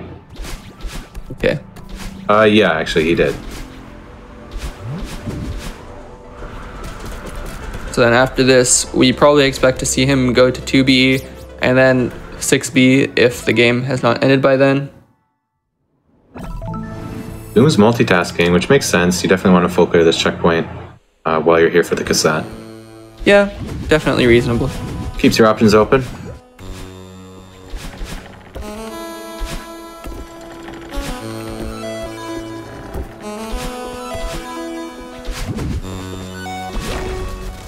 It's just really fun watching these so high level B-side strats. It's just cool to watch from all these players this weekend. Just slamming through these B-sides. Having 5 B-sides seeming to be the decider here is definitely nice because we get to see a lot of that just straight execution of those B-sides. Exactly.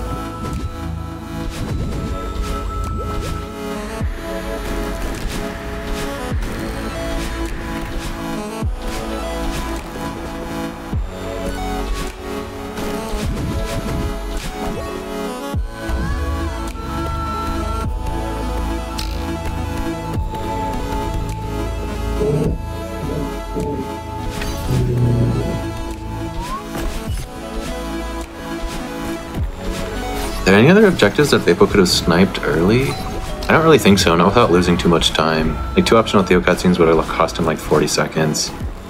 5 binos and B-sides he would have had to do quite a bit earlier, I think.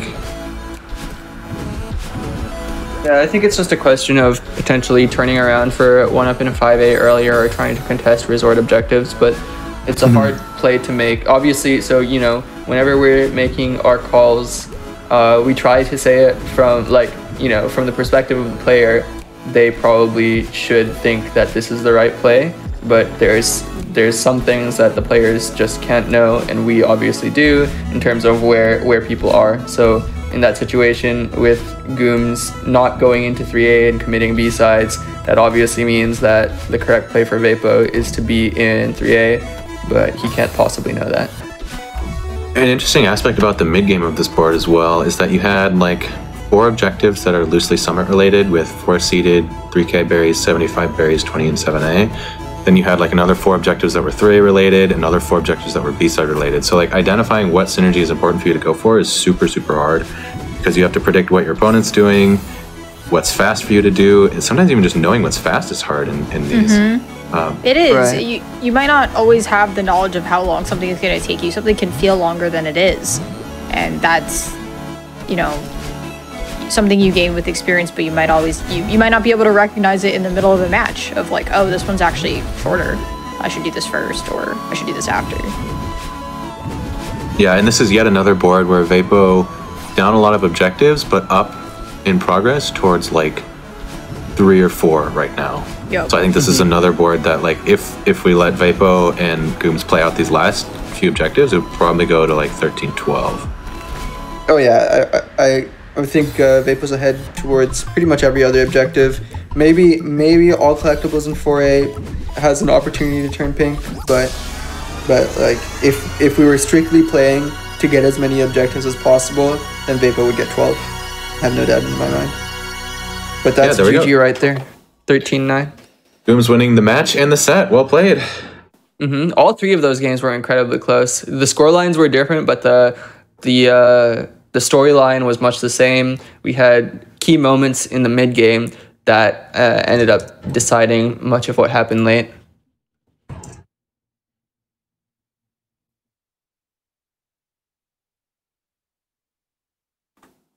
A really amazing set of matches this entire weekend. Highly recommend if you didn't get to see all of them, they all had something really unique and special to them.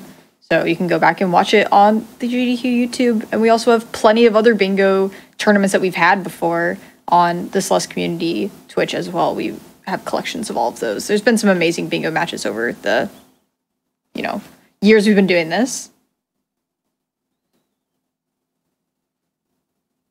Alrighty, it looks like we will be having player interviews here in a moment, so we can get some thoughts and questions directly with our finalists here.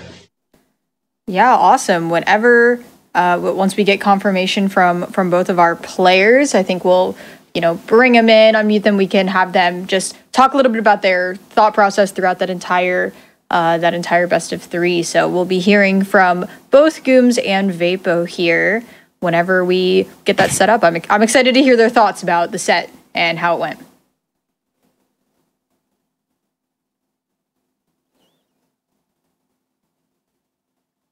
Alrighty, hello Gooms, hello Vapo. Well played to both of you. You can unmute whenever you are ready. Hello. Congrats to Gooms. Yeah, good job, Gooms. Good job, Vapo, as well. That was an incredibly played match with 3 close games. What do y'all have any initial thoughts about what just transpired?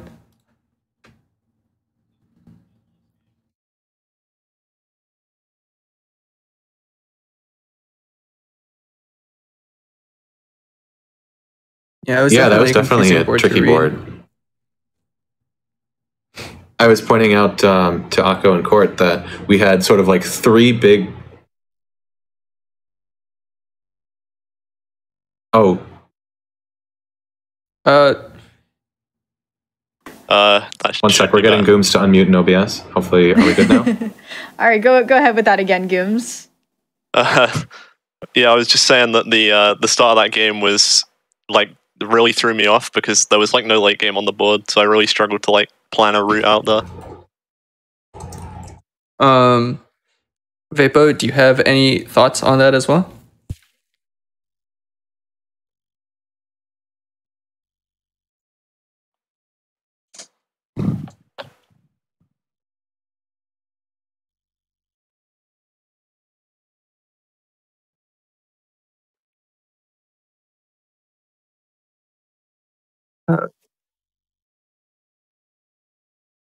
Vapo was also muted in OBS. 1 second, chat.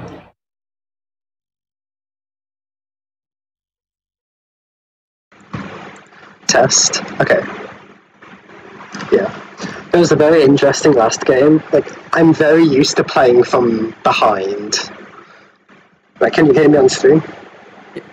Yep, we're good. Yeah. I'm very used to playing from behind because like I usually have an execution disadvantage, and Gooms forced me right off the bat to start playing from ahead, and I wasn't really sure how to deal with it. I'm not sure if that was intentional, but it worked really well. Like, not used to playing in that position. That's really interesting. And what was really cool to watch at the beginning of the game, if you watch it back, is yeah, you were ahead, and I think Gooms starts steadily making progress in 5A. But then you both diverge like right at the same time into 5A and 5B, and it was really interesting to see that divergence, even though like, you know, playing ahead like that is not usually your strength, but you had to make those tough calls. Yeah, I definitely could see how that could throw you off in that kind of situation. One thing that we mentioned in comms was that 1-up in 5A potentially could have swung the match simply off of that one objective. Vapo, what do you think about that? Could have, because since like I have so many objectives like stored up at 7th I could have used, but I needed 1 extra to secure the 13. I just couldn't get that. Right, or rather, maybe not necessarily to secure 13, but it was more that you had to stave off Gooms' 13 so that you could collect yours, right? Yeah. Gooms, what possessed you? Why did you make the decision to go 1-up in 5A at that time? I understand why Vapo did, but what was your reasoning to prioritize that then? I was really, really close to just go into 3A. I don't know if I actually selected the level on the stream, but like I was very close, and then I just reevaluated win cons and stuff, and I was like, I need to like leave this for later, because I thought Vapo could have gone through and contested 3A, like that was possible, but I needed to take the risk because there was really no other objectives that I could have got on the board other than like 5A 1-up, like you were saying, so I just had to risk it. And I guess as a corollary to that, Vapo, what about your decision making with regards to B-sides and versus going into resort? Did you have a moment where you were evaluating whether it was better for you to commit to B-sides or commit to resort?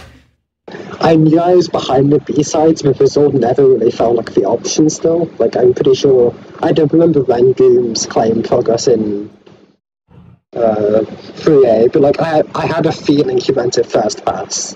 So like I didn't want to risk like spending a lot of time in resort doing nothing. I just ended up spending a lot of time in B-sides doing nothing instead. I suppose that's just unfortunate. I think so. From our perspective, it felt like somewhat of a maybe not exactly a 50-50, but a read where you had to know where Gooms was and just try and avoid that, right? Where you're trying to be in Resort if Gooms is committing to B-sides, and you're trying to be in B-sides if Gooms is committing to Resort, right? Yeah. Jax, you have any questions? I don't think so. I think you kind of covered everything from this last board. Was there anything from the second board we wanted to talk about? There were a couple of pivotal moments from the last two. If I can, let me see if I can bring those up real quick. Oh, stuff like 10 berries and 4 chapters, and was it complete 2 B-sides maybe? I think on the second board, where if Vapo had prioritized berry synergy there, it was another case of you need one more objective to hit your 13, pretty much. Yeah, so there was played a really strong mid game. Yeah. I think it was complete 2 B-sides and 10 berries and 4 chapters, with which both ended up going to Gooms, and it was kind of a situation where, well, first I want to ask Gooms, when, I don't know if you can recall back to game 2, but there was a point where you elected to prioritize 10 berries in 4 chapters over going and finishing your B-sides. I think you were halfway through 5B and you just decided to go to 10 berries in 4 chapters. Can you explain what your reasoning behind that decision was? I can't remember like too much about the game because it's hard to remember everything, but I think the main reason was that I just thought I had like Vapo.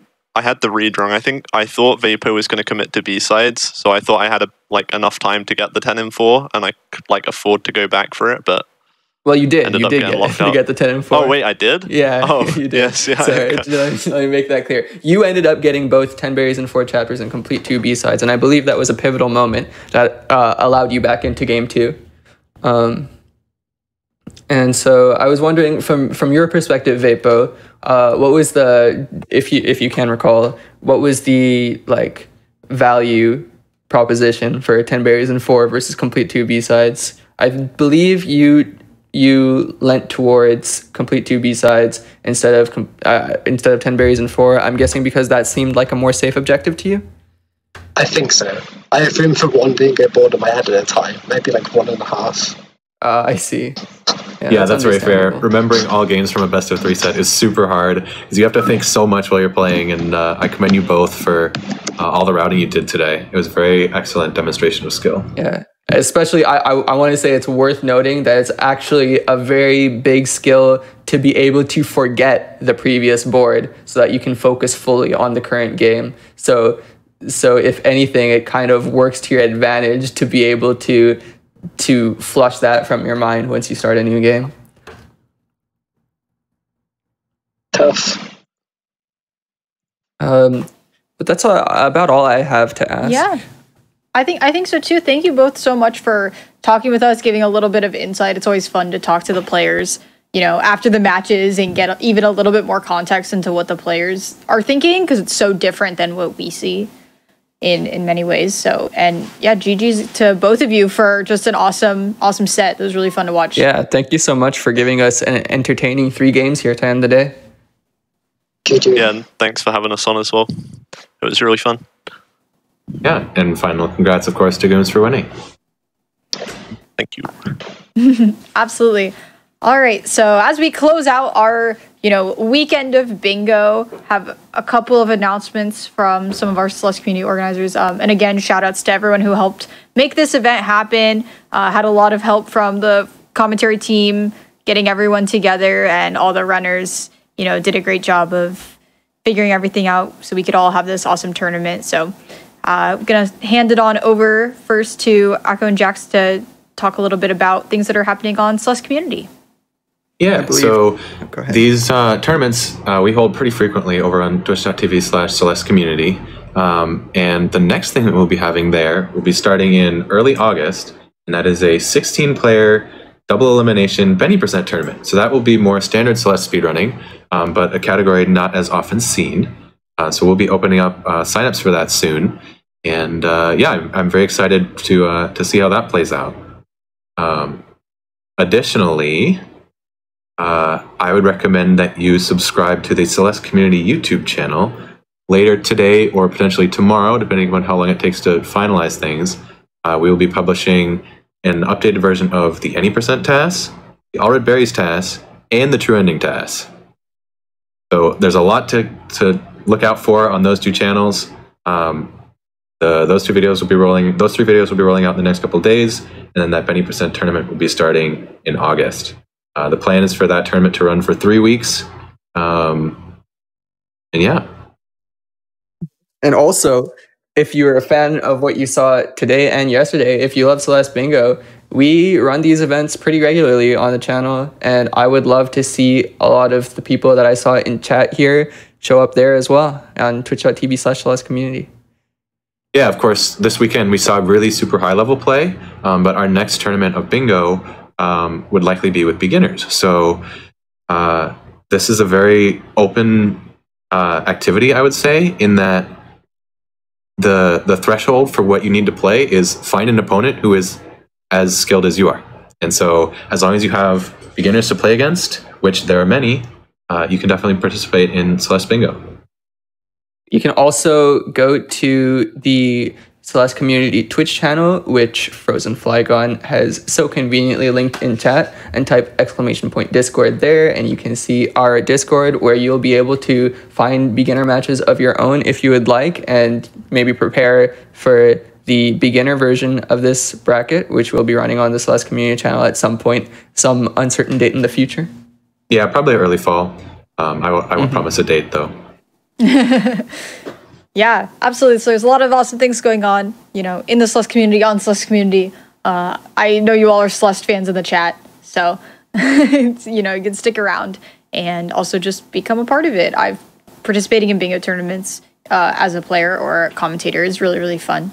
So I highly, highly recommend that. But with that, I think that's the conclusion of our weekend of bingo. Really happy that we got to showcase this on Hotfix for people who had never seen bingo before. I hope you enjoyed. For people who love bingo, like all of us here, I hope you enjoyed. But we're all finished for this weekend with bingo, and just want to, you know, remind everyone that, you know, Hotfix is still happens every single day. If you really, you know, love speedrunning like I do, we have shows every single day at 7 p.m. on the weekdays and 1 p.m. on weekends, and have special events like this that you can stay tuned for. And of course, we have our mainline events and our Frame Fatales events that happen, you know, twice a year each. So plenty of awesome speedrunning content happening. But be sure to stick around for the raid. We're going to send a ton of love over to another awesome speedrunner. But thank you all so much, and we'll see you next show.